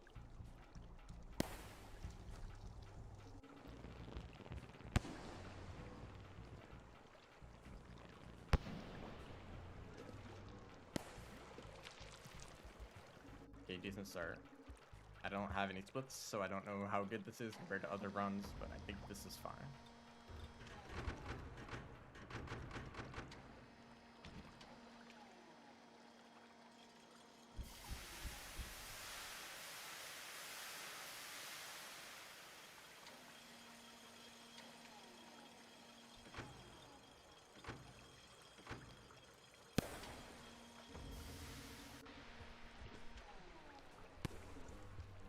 I should really make a video or a stream where I like recommend speedrun categories. I know that a lot of people are kind of like interested in the idea of speedrunning, but then they look at like the actual categories and it's like none of these look appealing at all, and that's true. But with some learning, some strategies, you can get some of the categories to a point where they're like consistent. Maybe they're not because I don't think I'd recommend anyone play like the Artificer speedrun unless they already like the character. If you're a big Artificer fan, go ahead and do the speedrun. But if you're like, I'm interested in speedrunning Rain World and possibly some of the downpour characters, Artificer would not be the first one I recommend. But it's also like quite hard to recommend any of the downpour characters because they all are kind of janky in their own way. If you speedrun Gourmand, you have to learn how to deal with stamina. If you speedrun Artificer, you have to deal with scavengers. A lot of awful creatures. If you speedrun Rivulet, you have to deal with the rot. And like Underhang, there's like some quite difficult areas in Rivulet speedrun. If you do Spearmaster, I don't even know. Spearmaster is actually the one that I'm least familiar with in terms of the speedrun. But I'll eventually have to learn that, but it does not sound very fun. And then Saint is just a really long speedrun.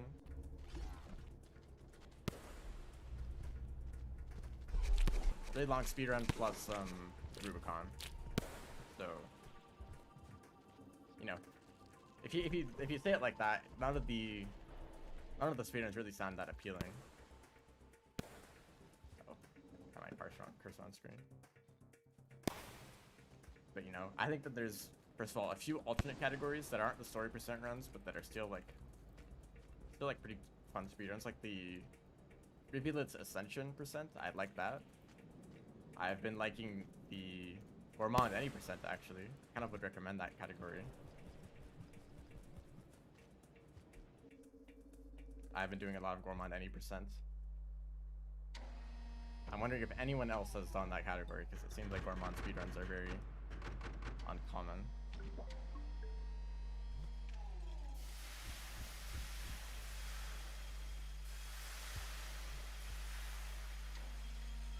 Speedrun looks to the moon, very long region. That's actually not too bad, right? It sounds like a long region, right? A lot of zero gravity movement and a lot of just a lot of rooms that you have to get through, but it doesn't have any dangerous creatures in it, right? You don't have any risk of dying other than, I guess there's the zappers. You could die to those. I left the scavenger behind. You're not supposed to do that yet. Excuse me.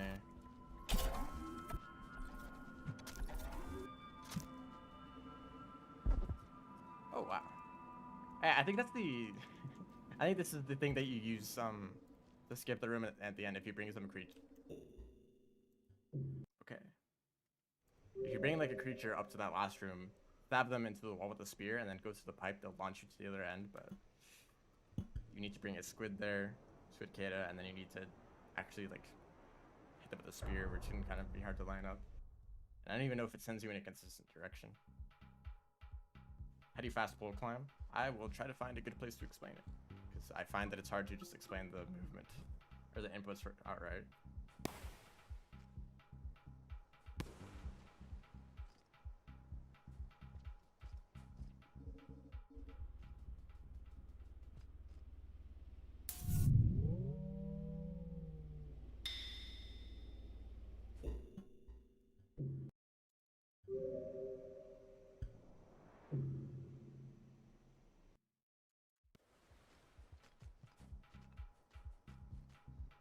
One of these. Oh no, this scavenger already has good karma.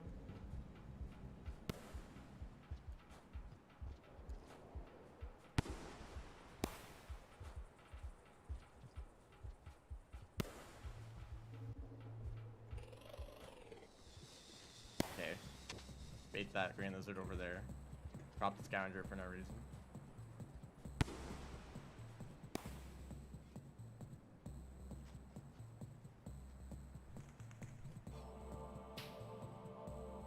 Now I'm waiting for a vulture. Here's one. Don't throw him in the wrong direction. Ah.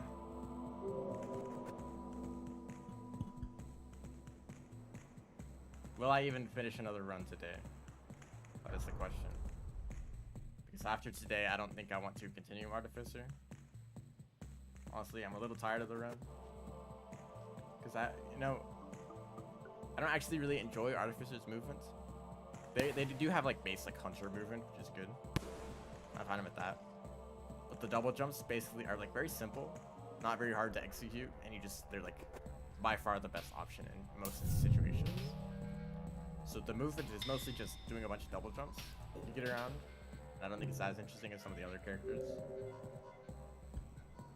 Like Saint, Gourmand, and Rivulet all I think have more engaging movement to speedrun.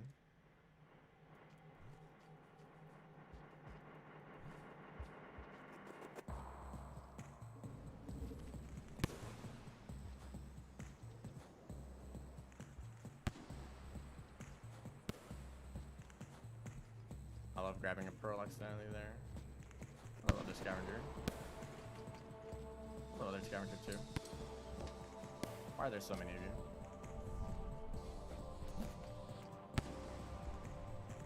One of you would like to come over here and take this explosive spear to the face, I wouldn't mind. It's to the back first too. Yeah, I'd like 2 more vultures, please. And I also like them to steal the scavenger that I had.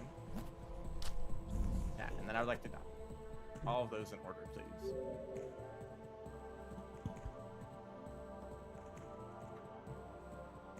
This is why I didn't like grabbing a vulture mask, but I found that it helped so much that it's probably the only way I'm actually going to be able to complete a run if I do bring a vulture mask. And if I also remember to bring the scavenger, they're kind of important too.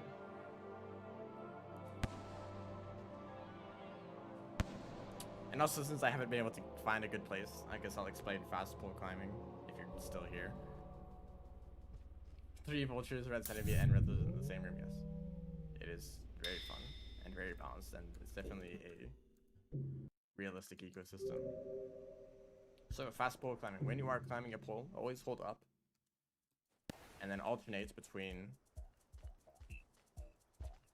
You're basically jumping up, and for every jump that you do, you like switch to the other side of the pole. So you jump up. Well, you do like a jump, switch direction, jump, switch direction. That's kind of the rhythm, right? Wow. Okay. Usually they're not very good at grabbing you quickly.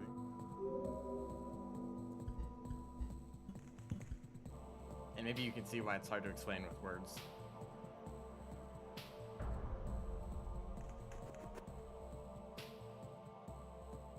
So every time you do a pole boost, right, when you jump up a pole, you get a boost of speed, but then you kind of like slip on the pole for a bit as you lose your grip. And it's during that time when you want to do another jump and switching the side of the pole that you're on at the same time.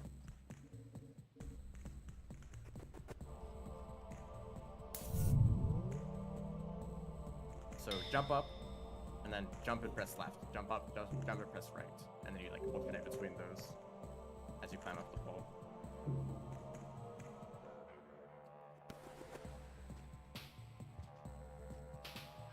And I guess if you can, whenever I'm climbing a pole, you can have a look at the input display at the bottom left of the screen. It shows what inputs I'm pressing. And you can kind of look at those keys the next time I'm on a pole, but that's not going to be for a while, since I'm mostly going horizontally instead of vertically.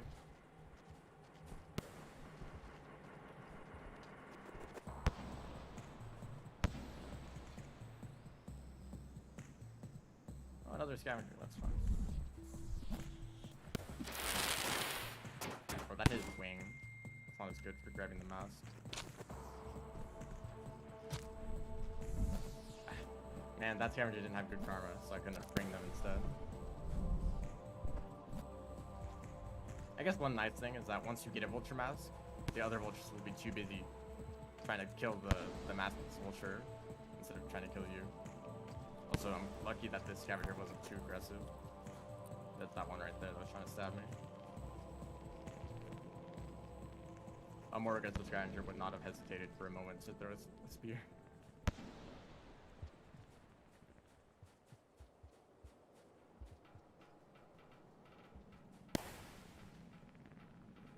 Another thing to know about fast pole climbing is that it's not easy at all. I have spent a lot of time practicing it, and I'm pretty much always using it whenever I'm playing the game. And I still mess it up sometimes, so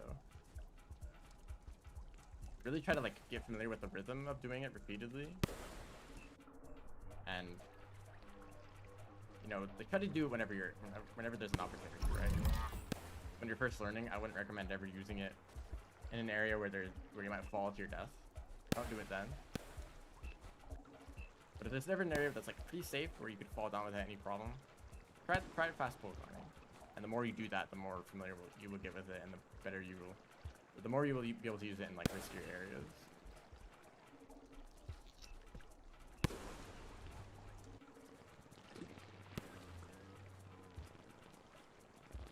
But like just knowing the inputs is like only half of what you need.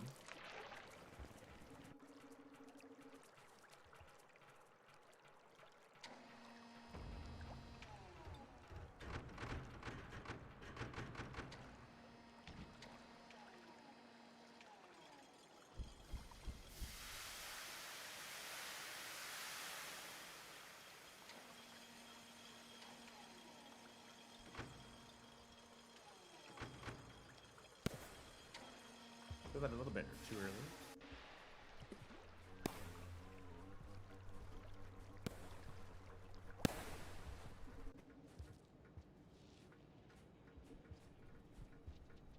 And also, once you get familiar with fast pole climbing, you could actually start to use it in a lot of areas, even if you're not just going straight up. Okay. Let's calm down for a bit. Because anytime you're climbing poles and you want to switch which pole you're climbing on, you can do a quick pole boost Like do it like a single fast pull cycle, and then jump off the pull. Kind of what I'm doing here. I usually pull boost before I jump off.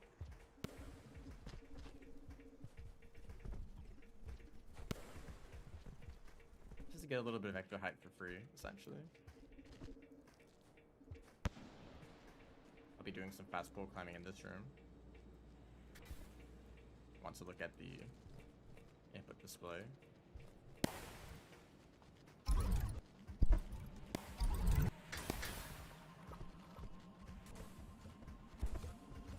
There's so many losers in here that'd be so hard to deal with without the vulture mask.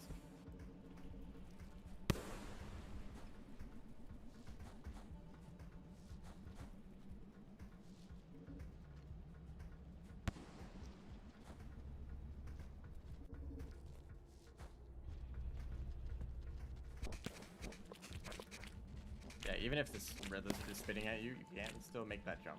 Not great, but it's possible.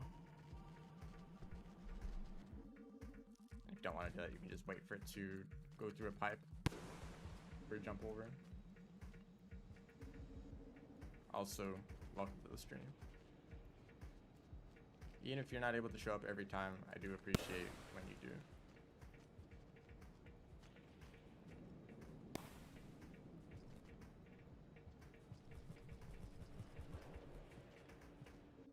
So remember, do not leave the scavenger behind in this room. Just a little reminder. Not like anyone would forget to bring the one thing that you need.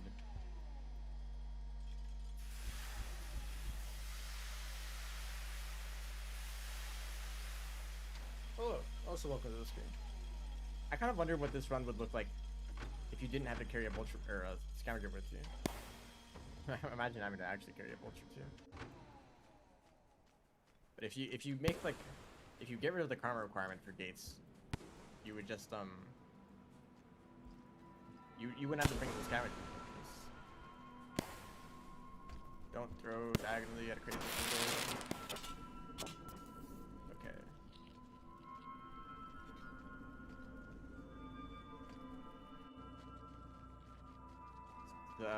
One of the big things that prevented me from running Artificer was having to bring a scavenger with you.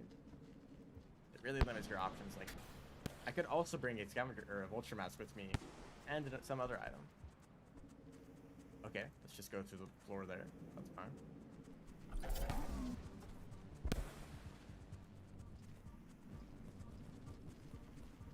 Like, you could do so many more things if you could just if you didn't have to bring the scavenger with you. Because there is a remix option that prevents, or that gets rid of the karma requirement for gates. Maybe that would be a fun category to run on the side, if it makes a big difference. Hello, vulture, please do not be a prof. I'm kind of low on explosive jumps, so if you just leave and like grab that slime lizard over there, that would be cool. I got some more fast pull climbing in this room and in the wall. Okay, it looks distracted.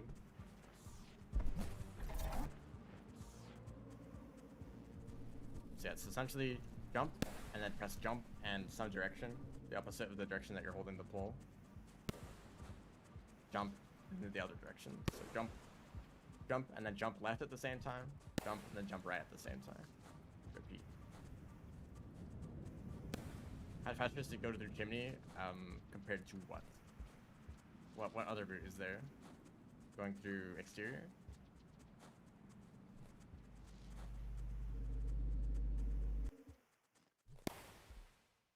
I don't actually know. I've never taken the other routes, and I have never seen anyone take that route, because I just imagined that it was a lot slower to begin with.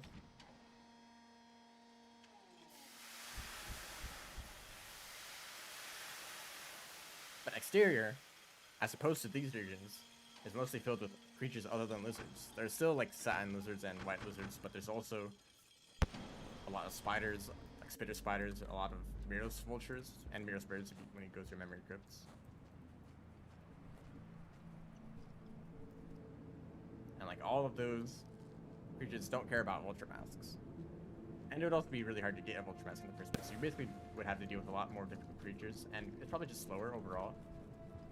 You can't enter Pebbles. You would have to go all the way through Underhang, and then you climb up the wall anyway.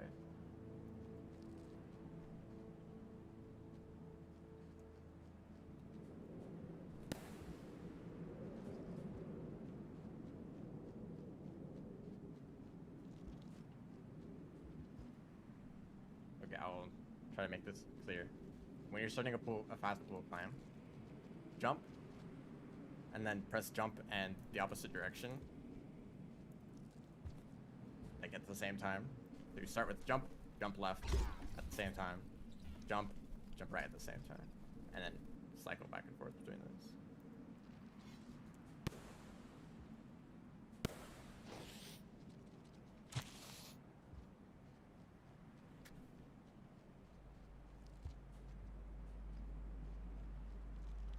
You could just like go into like sandbox and just like practice that a bunch.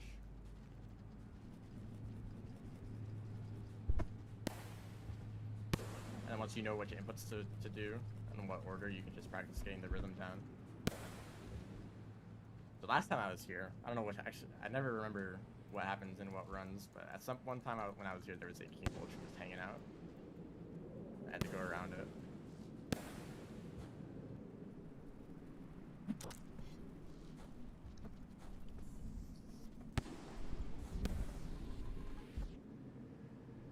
Oh, it's surprising how quick those vultures can be sometimes.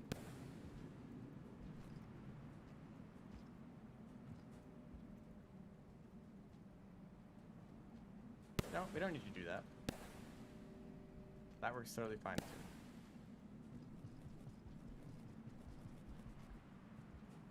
There's also some elite scavengers up here that were kind of scary, so they are too. Or just like scavengers in general. I think there are.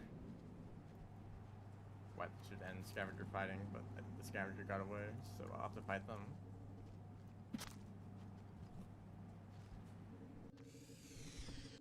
Oh, that's a white lizard.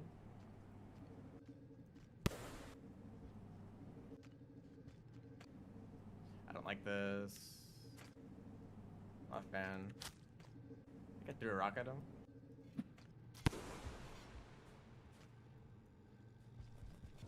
Okay, this guy does not have any spears. I can just run fast. Hopefully I have enough food. I think you always have enough food. I should dive into the pole plants there. I know where they are, so I should never really grab onto them. And I can also, I think you can do a parry to release yourself from pole plants. At least that would make sense.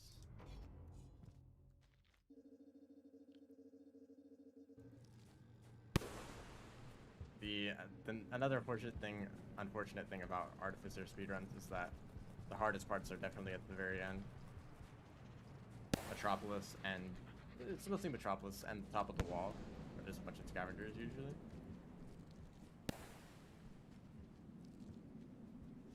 Definitely the worst parts, and usually where you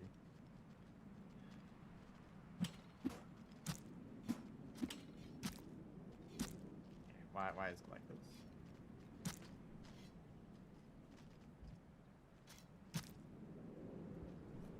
Oh, I stuck them into the wall. I remove all of these spears. And then this guy.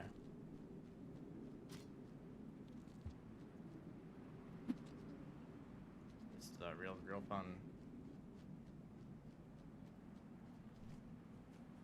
Or were they stuck in there still?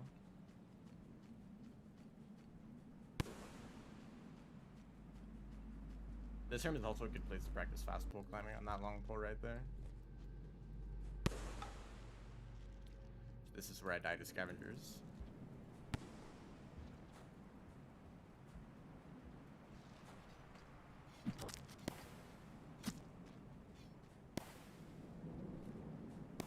I also no longer need the mask.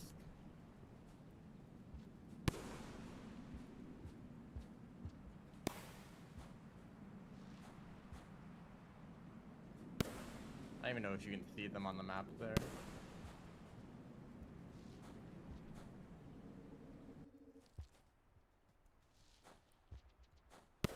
usually there aren't any scavengers past this point. Yeah, we're good now.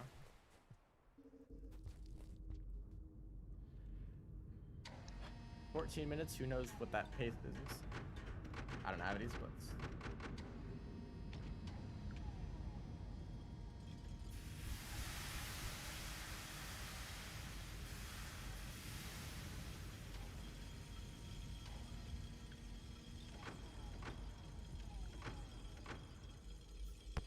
Luckily, Artificer is probably one of the better characters at making their way to tunnels with these rooms.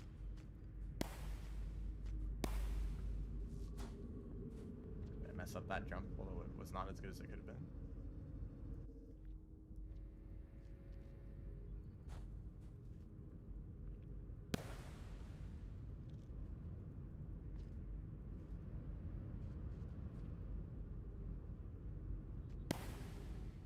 Love doing that.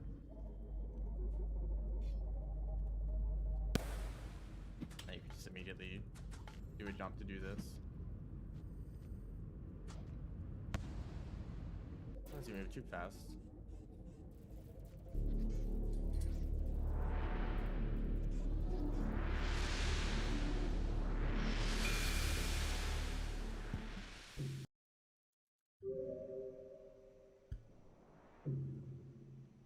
Okay, so I don't know how since I don't know what the pace is, I don't know what how risky I should play. I feel like it's been pretty good so far, except for dealing with a few scavengers on the wall. So I think I'm going to take, I don't know, so what's usually in the way of getting to the last shelter? It's usually like sometimes a few scavengers, sometimes some dropwigs, some vultures. Dropwigs aren't actually that dangerous at all.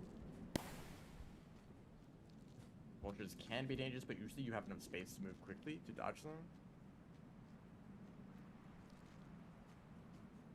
I think I will take the last shelter. But this is quite risky still, but if I died at the very end, I can still keep going to try to recover the run. I can never do that slide there for some reason.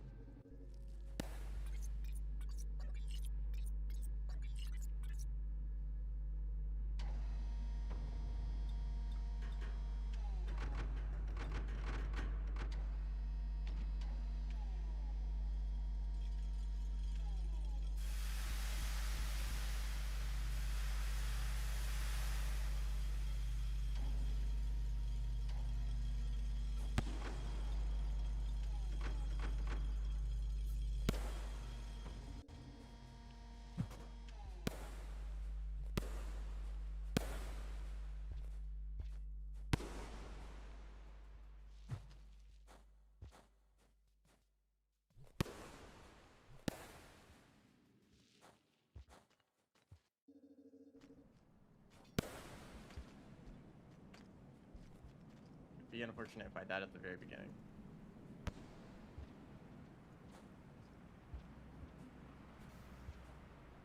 Okay, well I guess it's nice that I have this mask.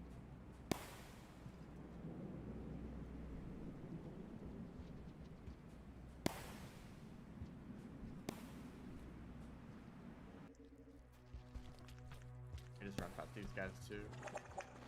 Small time save, it's not really that hard to deal with them normally anyway.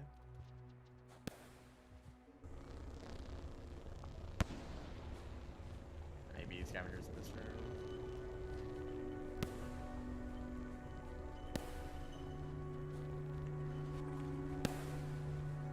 Okay, pretty lucky, although I can't do too many more double jumps, although egg bug.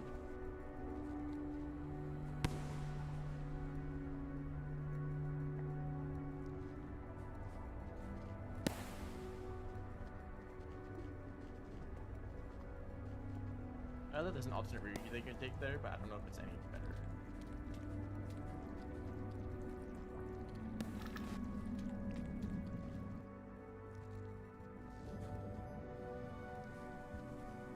I do need food. Oh, there's plenty of centipedes. Right. I forget that there's those. Why'd I do that? This is where I'm going to have to spend the longest, just recovering stamina.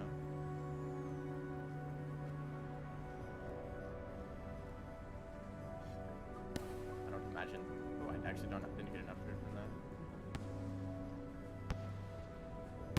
This is one of the areas where there's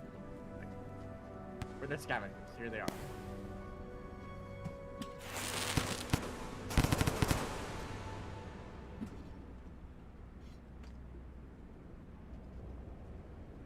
I'll choke now. Okay. That was tense.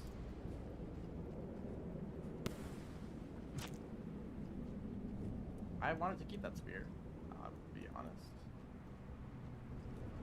Okay, that was a good time to slip by. Although these guys are up here, only one of them has a spear. There, now there's a vulture. Not just a regular one, not a king, so that's at least a little bit lucky. I like a weapon. Well, here's some rocks.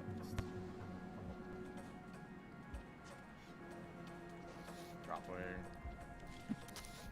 Well, just made it easier to drop away. What is this?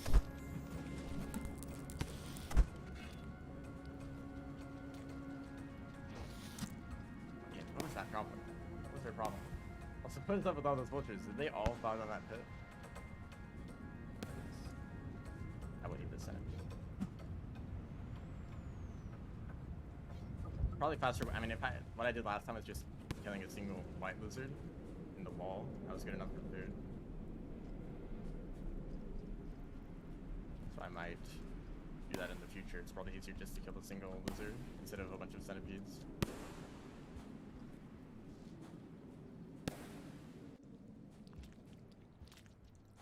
Yes, this is a good run.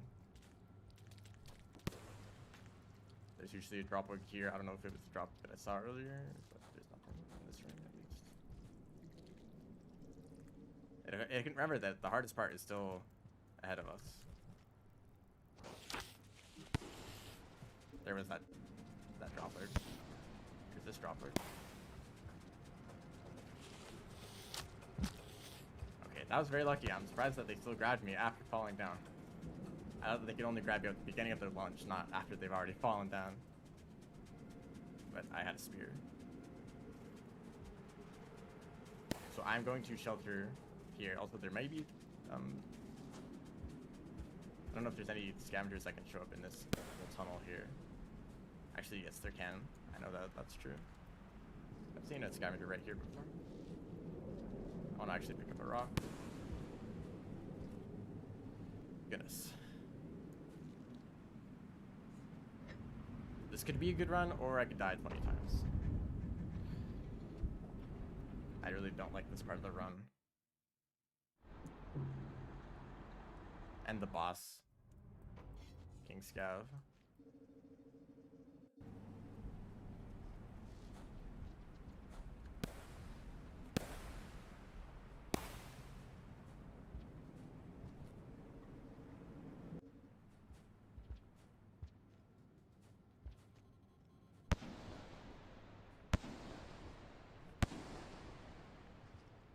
So the lag spikes make this a lot easier.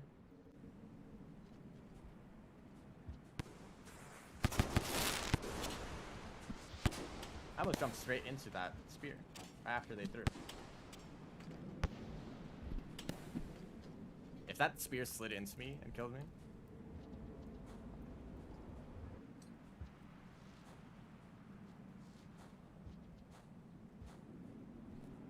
So throwing spears around actually makes this a lot more difficult at the beginning. So there's a lot of, I might accidentally hit a bomb and it would send a bunch of items flying, and items that the scavenger king could pick up.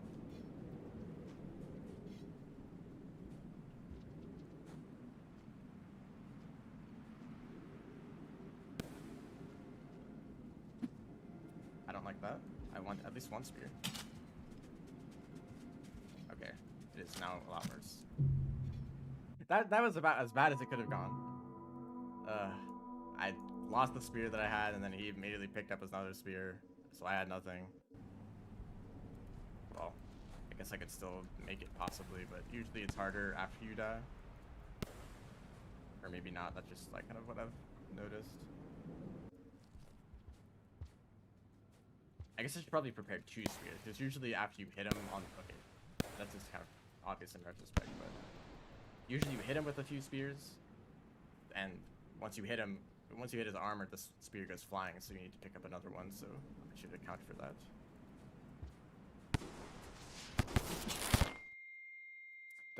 Okay, he doesn't have a spear, he's gonna pick up a spear, I'm gonna be dead.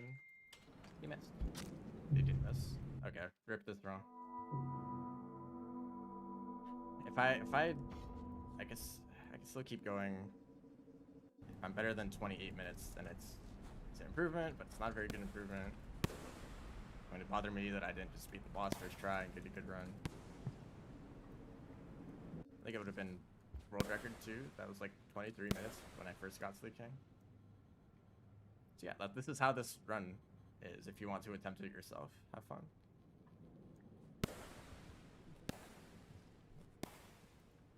And a weird thing about these hard categories is that once you get a good run, other people are less likely to try to beat that run because of all the stupid stuff you have to get through.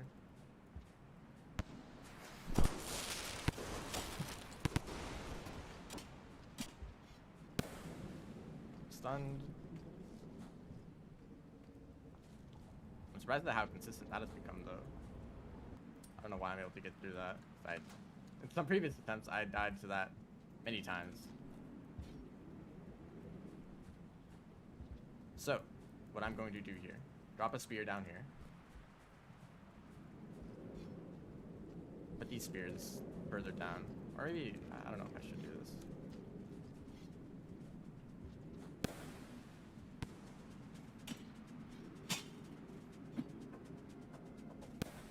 Why did you go up that way? I don't like that. Okay, a new strategy. As in the other strategy that I did on one of my other attempts. He tried to hit me. Now there's other scavengers, what the heck.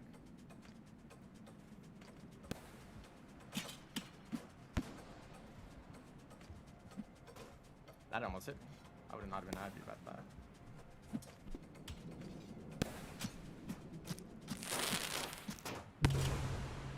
Does this count as a win? Does this count as a win? I killed him. He's dead. But I'm dead. Timer stopped. The screen isn't fading though.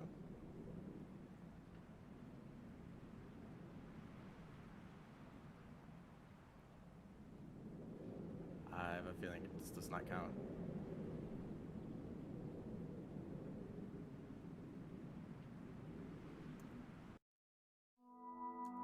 Hello, welcome to the stream. I just lost a good run several times in a row.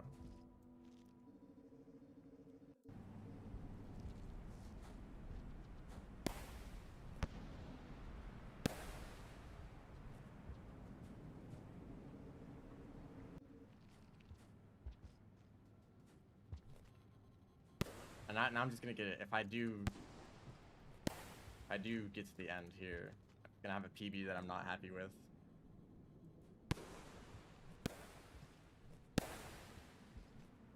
So it could have been so much better.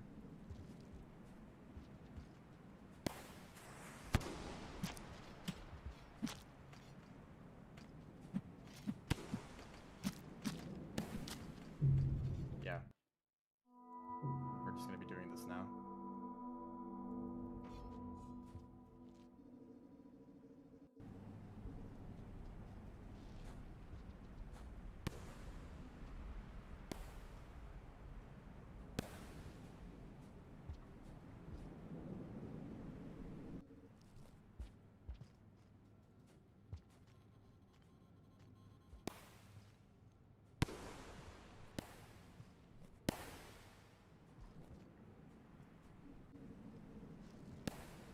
Why'd I do that?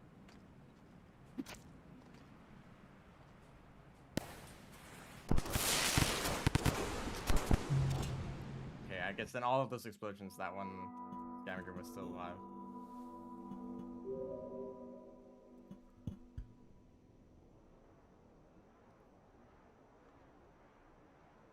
Yeah, for whatever reason, the first attempt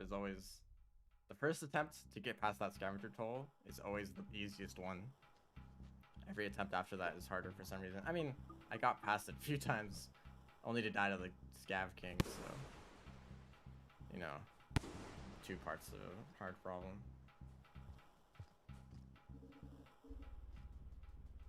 There goes 30 minutes of progress. Yeah, that's how this run is.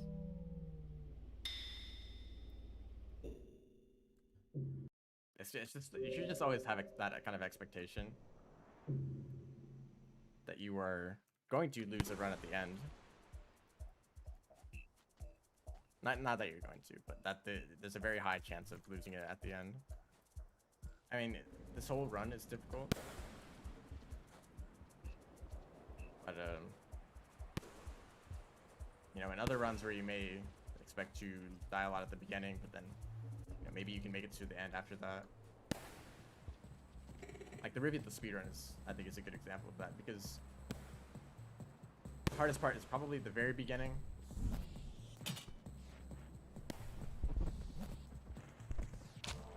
I thought that I grabbed your mask. However, I no longer have a CR.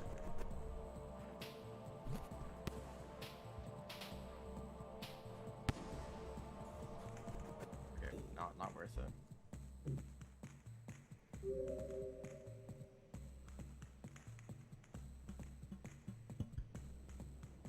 So like for real, that you may die a lot to the very beginning, you may die a lot to underhang or going through pebbles, you know, but once you get past exterior, it's not too bad. Like there's some tricky bits in shaded, but shoreline isn't that bad, shaded isn't that bad, summer superstructure isn't too bad if you're careful. You're probably going to get to the end, right? And whether or not you get a good time, of course, depends on your execution at that point, but usually the hard part's the beginning. This run, however, you can get a really good start up until like 20 minutes. And then there's like a 50% chance you are going to lose the run. And so, you know, half of your attempts like seem good, and you know, maybe you have the expectation that once you get there, like, all of it's over, but it's not. You still have most of the run left of either dying repeatedly or just restarting at that point. Of course, until you do get lucky. Remember last time when I lost my scavenger and I had to find another one? Here's the other ones.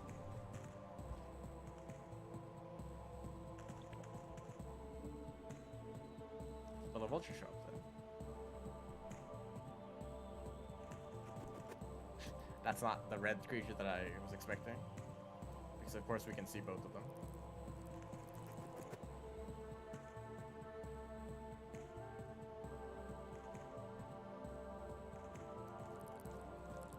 I'm very surprised they didn't grab me. Where are the vultures though? Are they scared of the centipede now?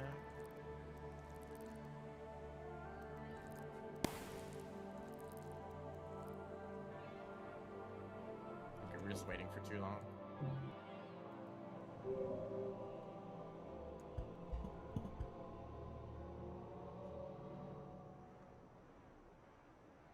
I think these are going to... The next attempt that gets like pretty far is going to be the last attempt. Unless that never happens. But if I die to the very end again, I'm not going to do another attempt. Which would be unfortunate.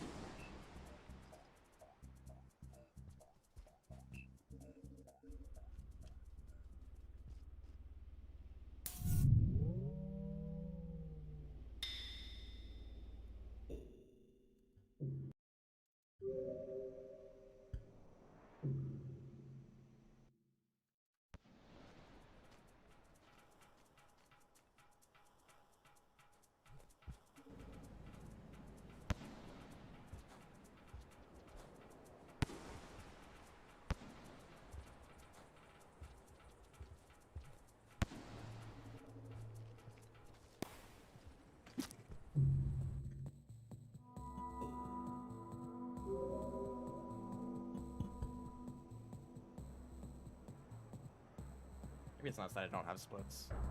Maybe it makes it a little bit less stressful. Sometimes you might be on a good run and you look at your splits and you notice that you're like 2 minutes ahead. Which suddenly there's a lot of pressure to not mess it up. Which means that you're more likely to mess it up, of course.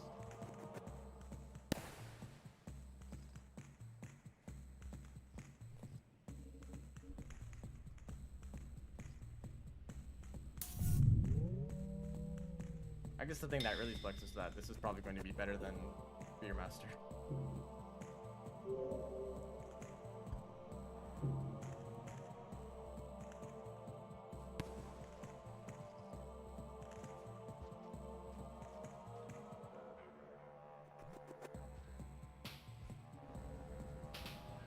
I guess that Spearmaster, the expectations will be lower. Like, there's not been many other great Spearmaster runs, so I don't have as much competition. But I guess what's happened before is that in runs that don't have much competition, I end up just like figuring out the like ideal route. Okay, why are there two of you?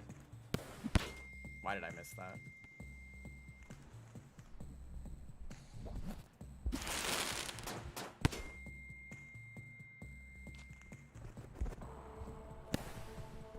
That other vulture was busy with something else, which is, I guess it's nice that I don't have to deal with that, whatever it was. If it was something dangerous, then I don't think a regular vulture could have taken care of it. Maybe it's just a scavenger.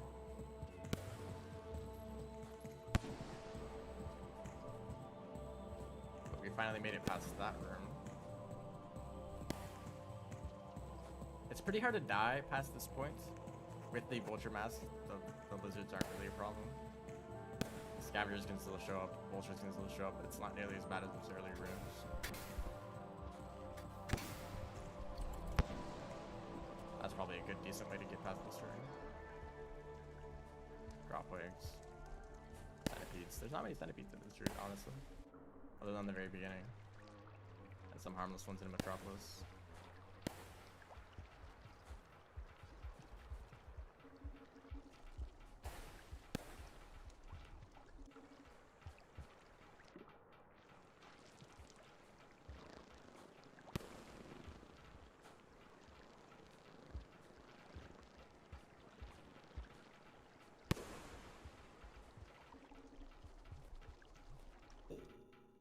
I know why. Thank you for letting me know. Hopefully that volume is good now.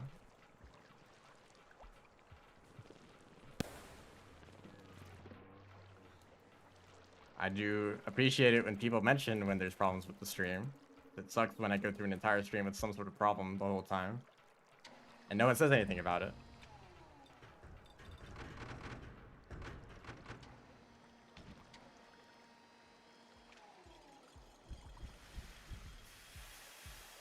Hopefully this is good now.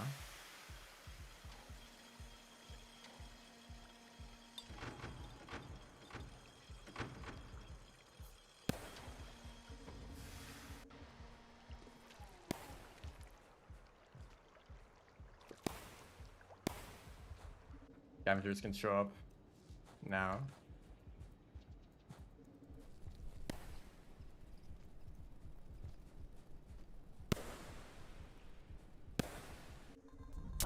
Oh, hello, awful creature. Hello, abomination. The screen lizard is always in the exact same location every time, and it's always kind of annoying. Oh, wow. That was very close to hitting that green lizard. Don't spear me. Thank you. You suck. They might chase after me. That was a very much of a reaction by that lizard there. A nice lag spike right there.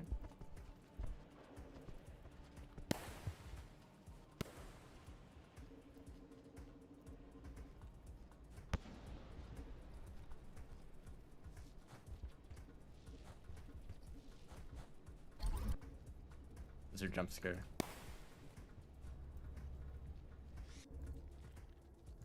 My mic is usually quiet. I mean, I have like a little slider right next to me that I can turn to change the volume, so.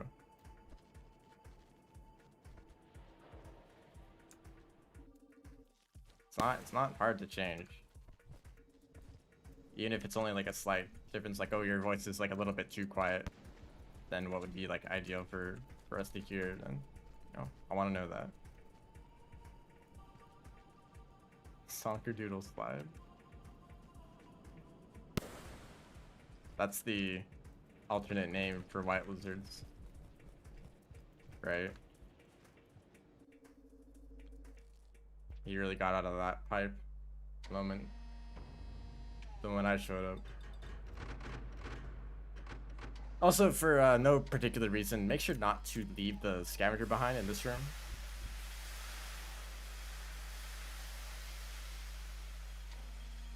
Just like not ideal. You kind of need him for one of the gates later. It's only a random chance that you might find a scavenger with enough karma later.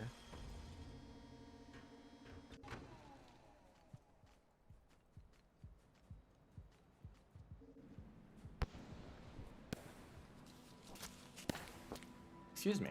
That's exceedingly rude.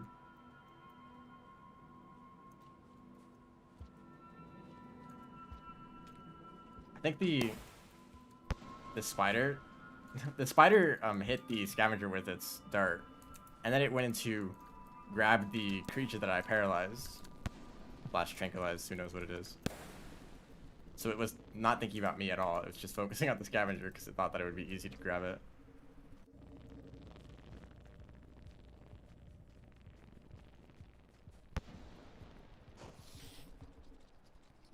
Oh, drop down again. Oh, okay.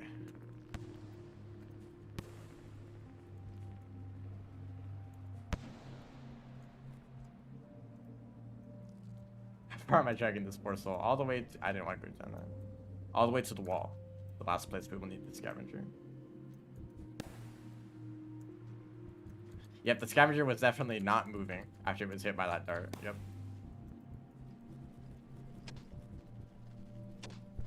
Very smart spider. Hey guys, excuse me. Can you move out of the way for me to continue on my journey? Thank you. They create the lizard everywhere. Oh, I definitely could have just kept going. Yeah, I think that there may be a small case of too many creatures. Maybe it's just me.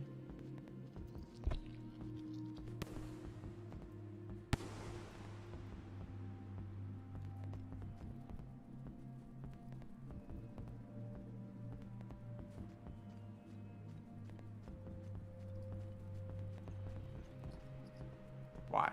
Oh, they're busy, but I can't go that way. Hello? Goodbye.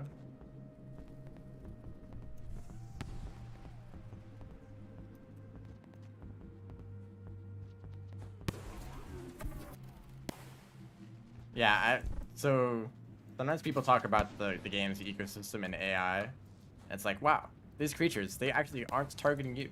They are just hunting whatever they find, whatever they need to survive, to eat, you know?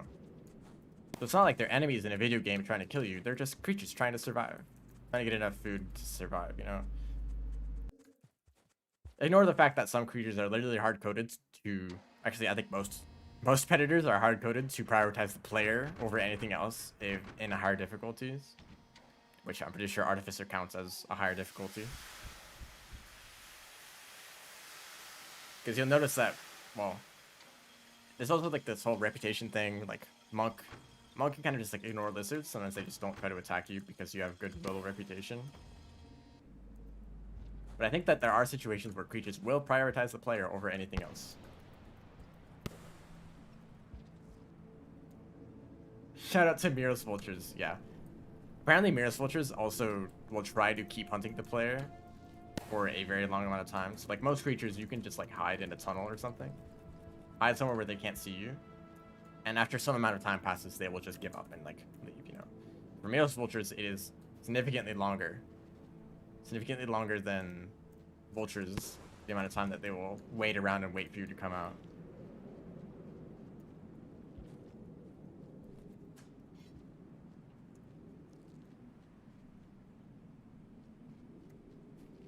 Already has minus 100 rep from all creatures.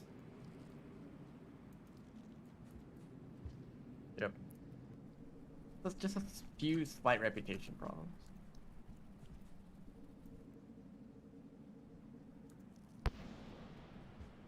I think that the Mirror's Vulture was created when the main Downpour dev was just like, I want to see if I can create new creatures by combining like other creatures, and then they made the Mirror's Vulture, and they're like, all right, it works. And then for whatever reason, it stuck around in the final version of Downpour.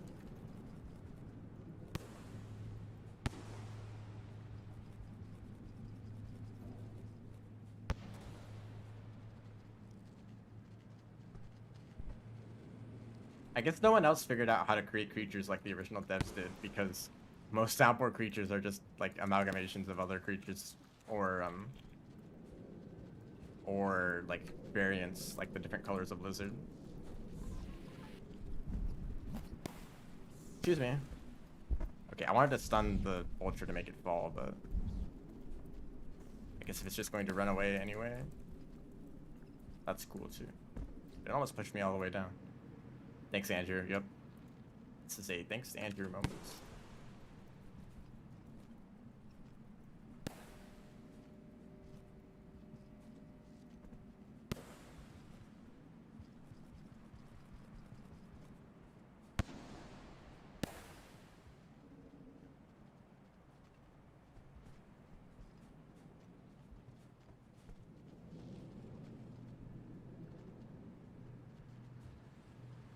If I was in this tunnel at the same time as that white lizard, even though it's panicking, it might still kill me, because they just do that. And hopefully these scavengers too.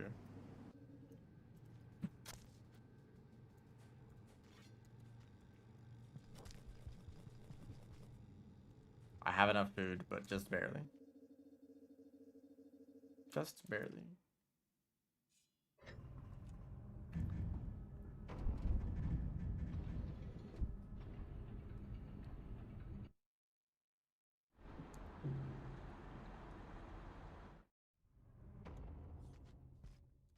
Okay, time to die to scavengers.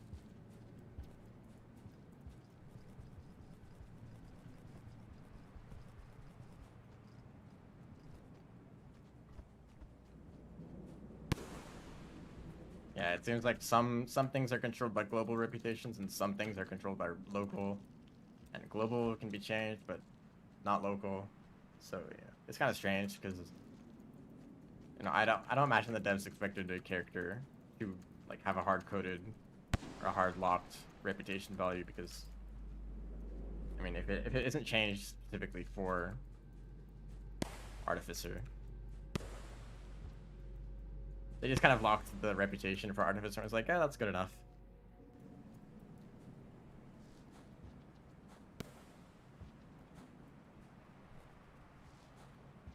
Fun fact, okay with ending spoilers. I mean, I'm okay with all spoilers for the game, but I love off-screen creatures.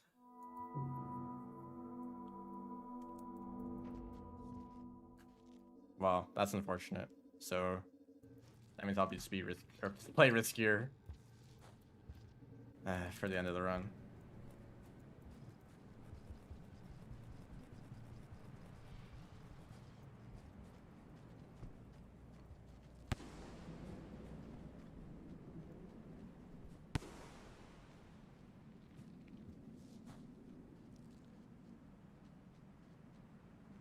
That sure is some interesting stuff that you were talking about.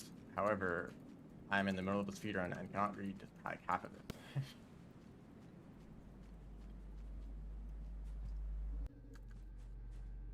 is why camera scroll is amazing. I don't like camera scroll. I've never tried it, so I guess I can't really say, but whenever I see people playing with the camera scroll, it kind of breaks my brain.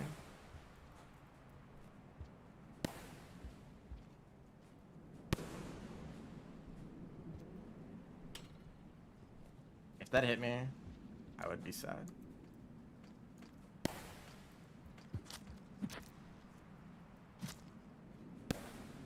You know what's cool? If you stab a scavenger with a spear, it may not die instantly.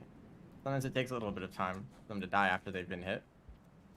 But while they are about to die, they can still hit you with the spear, and it will still kill you instantly.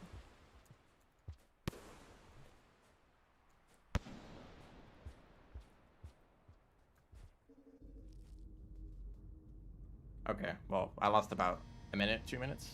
Who knows?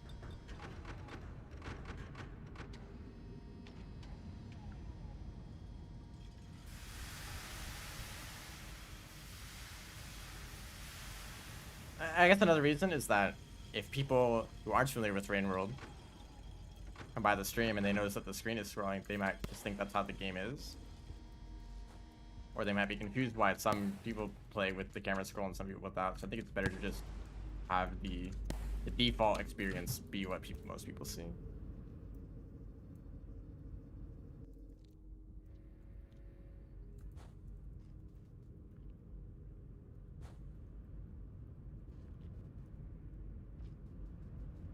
Scavengers are specifically created not to be fought. I think that's like, the scavengers are like kind of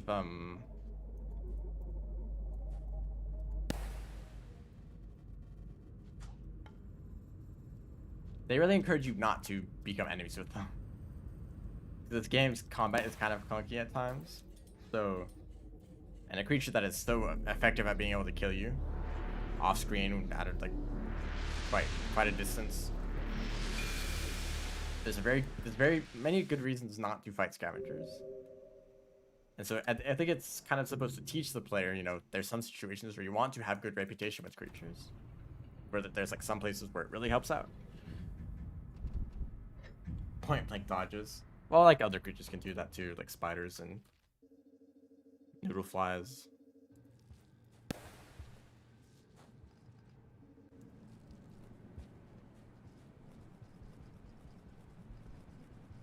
The game is made to have a locked camera, yeah.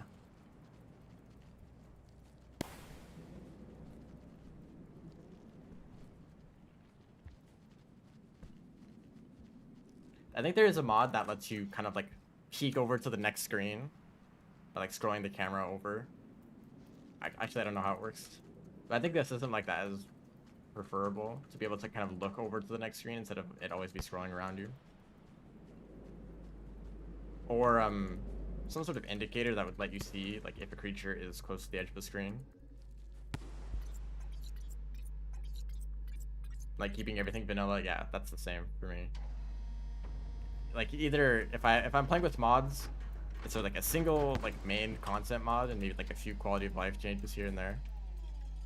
But for Rain World, like it's still mostly just the mod, like the main like slug count or region.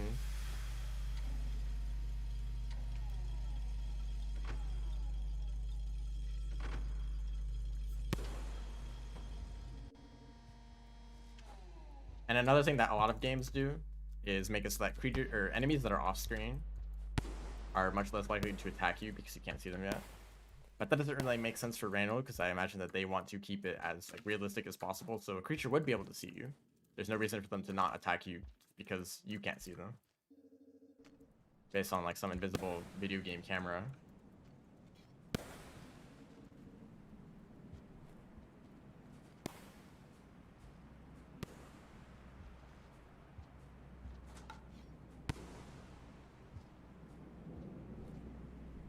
But that's the kind of solution that a lot of games take. Like enemies that you can't see aren't as aggressive because it's not fun to be killed by something off screen. But for the sake of like the realism that Rain World is going for, that doesn't make sense. And unfortunately, it kind of makes the game less enjoyable sometimes. But I think it's you know, it makes sense for Rain World for the kind of game that it is. Also, remember when I said I was going to kill the single lizard for food? I forgot to do that. That's cool.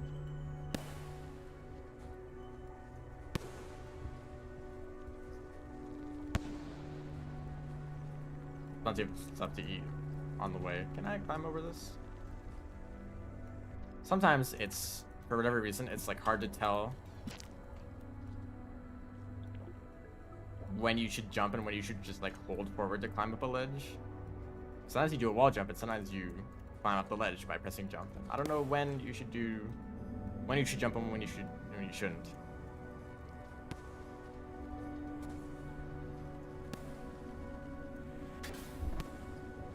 Or orange lizard.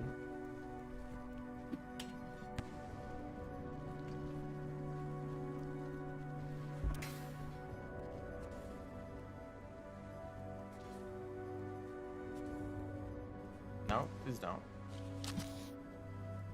I said please don't. I would eat that drop hook if there wasn't a vulture. Right there.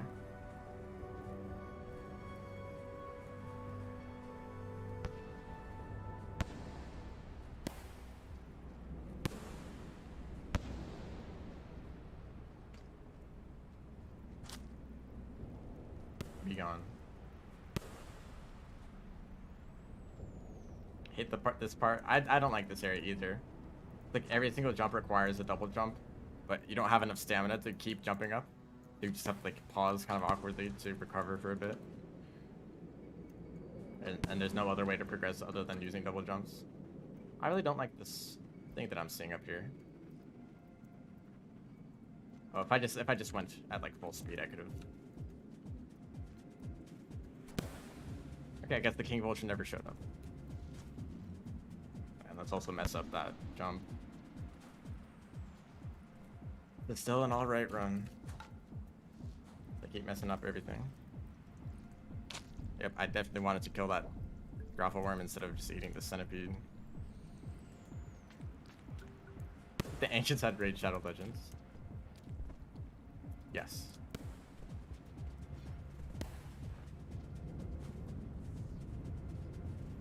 Also, I no longer need the mask. But I guess I'll hold on to it because I don't really need to carry any other items. I was just about to comment on the lack of scavengers in this area.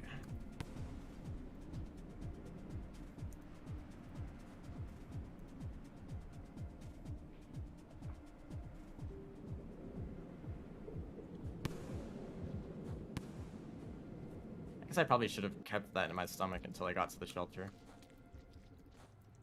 I may want to throw a rock here if there's a drop wig. I'm also not going to look at chat that much. Sorry. Okay, well.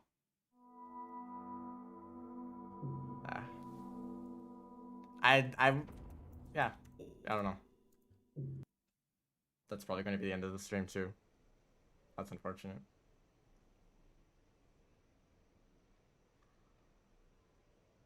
I would have thrown something, but I think I had the grenade in my throwing hand. So I would have just, I mean, I wouldn't have died from that, but I didn't want to get stunned. Because if I was just, I'd just be stunned long enough for a scavenger to throw something at me anyway.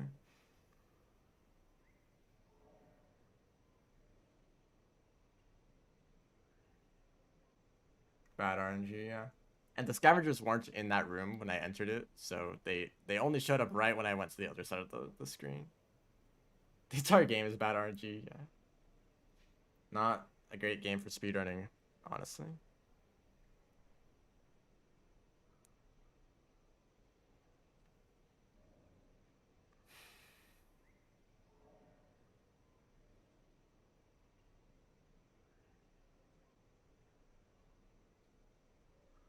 And it really sucks. The only run that I think I completed got to a, what was it, like 28? I guess I could try to look for it. Oh, it was like so early in the stream too that I actually completed a run. Yeah, 28:32. So kind of like a good time compared to some other runs, but like still kind of not great. The current, hold up, on the leaderboards, the world record is 25:55. There's a chance that a better run has been done, but has yet to be verified. So I almost got it 23. That was super close to being about 23 minutes, I think. But I just died to the Scav King. So it's, I don't know, that kind of sucks. To know that like a 23 time is possible, but I just didn't get it. And I would have to play this category more to get a run gets that time. Try speedrunning Celeste for no RNG. Honestly, I have speedrun Celeste, but I didn't actually enjoy it as much.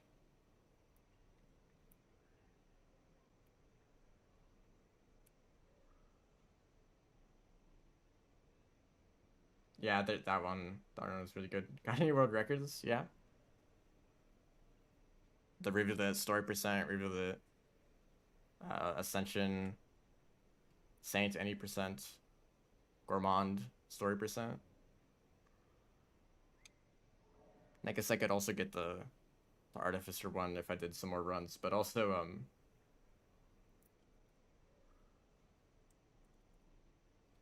I feel like this is one that's like more competitive. People are going to be more like, so far on the Downpour speedruns, there has been the most speedruns done in the Artificer story percent category. And I think it'd be most likely for someone to easily beat my time. This is a rough category because I mean, I guess it's not too different from other runs where if you die, you just reset, right? So I guess it's kind of nice that you can die and still continue and get a decent time. But like that, if there was a run where I didn't die at all, that would be like such a good time. Like actually like 22 minutes. Artificer Ascension, yeah, that's even worse. Why would people choose to speedrun Artificer? I don't know why, honestly. I don't know why there's been so many Artificer runs. The reason I'm running it is because I want to do a good speedrun of every single Downpour character. I've already done a decent Gourmand run. Already done decent Rivulets run and Saints run. But I think the Saints, well, I also did the Saints run at a different category in any percent instead of story percent. There is a slight difference between them. So I still will do Saint story percent. But unfortunately, doing all of these characters means that I have to play Artificer. I have to play Spearmaster, which I'm not really excited about at all. But you know, because other people aren't also going to want to speedrun Spearmaster, there's less competition, I guess you could say. What do you skip in Saint any percent? You skip ascending the iterators. The route is something like getting a bunch of echoes on the right or the left side of the world, so like the one in Sky Islands, Chimney, Farm Arrays, Subterranean, Undergrowth, like getting all of those echoes, and then you go over to Shoreline. In any percent, you stay in a Shoreline shelter, get the Pebbles Echo, which sends you back to Shoreline, and then you get the Moon Echo, and then you go to Subterranean. In story percent, you need to ascend the iterators, which means that you have to get the Moon Echo first, and then go up to Pebbles, but stay in a shelter so that you can get the Echo and ascend Pebbles. And then when you go down to Moon, you ascend her and then go to the end.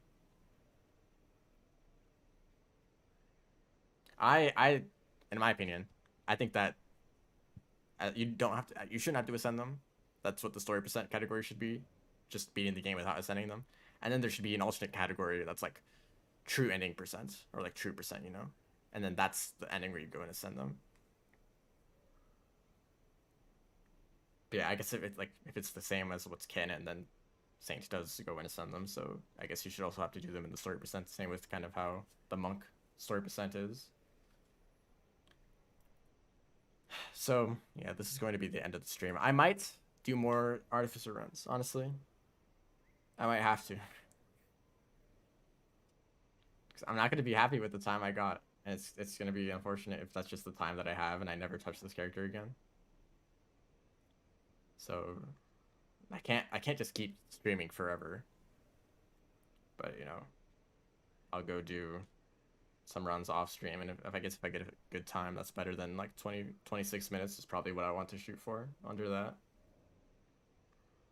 But it might kind of suck, and I've honestly been playing Gourmand and enjoying it a lot more than this. So thanks everyone for watching. If you actually enjoy watching these speedrun streams, see ya.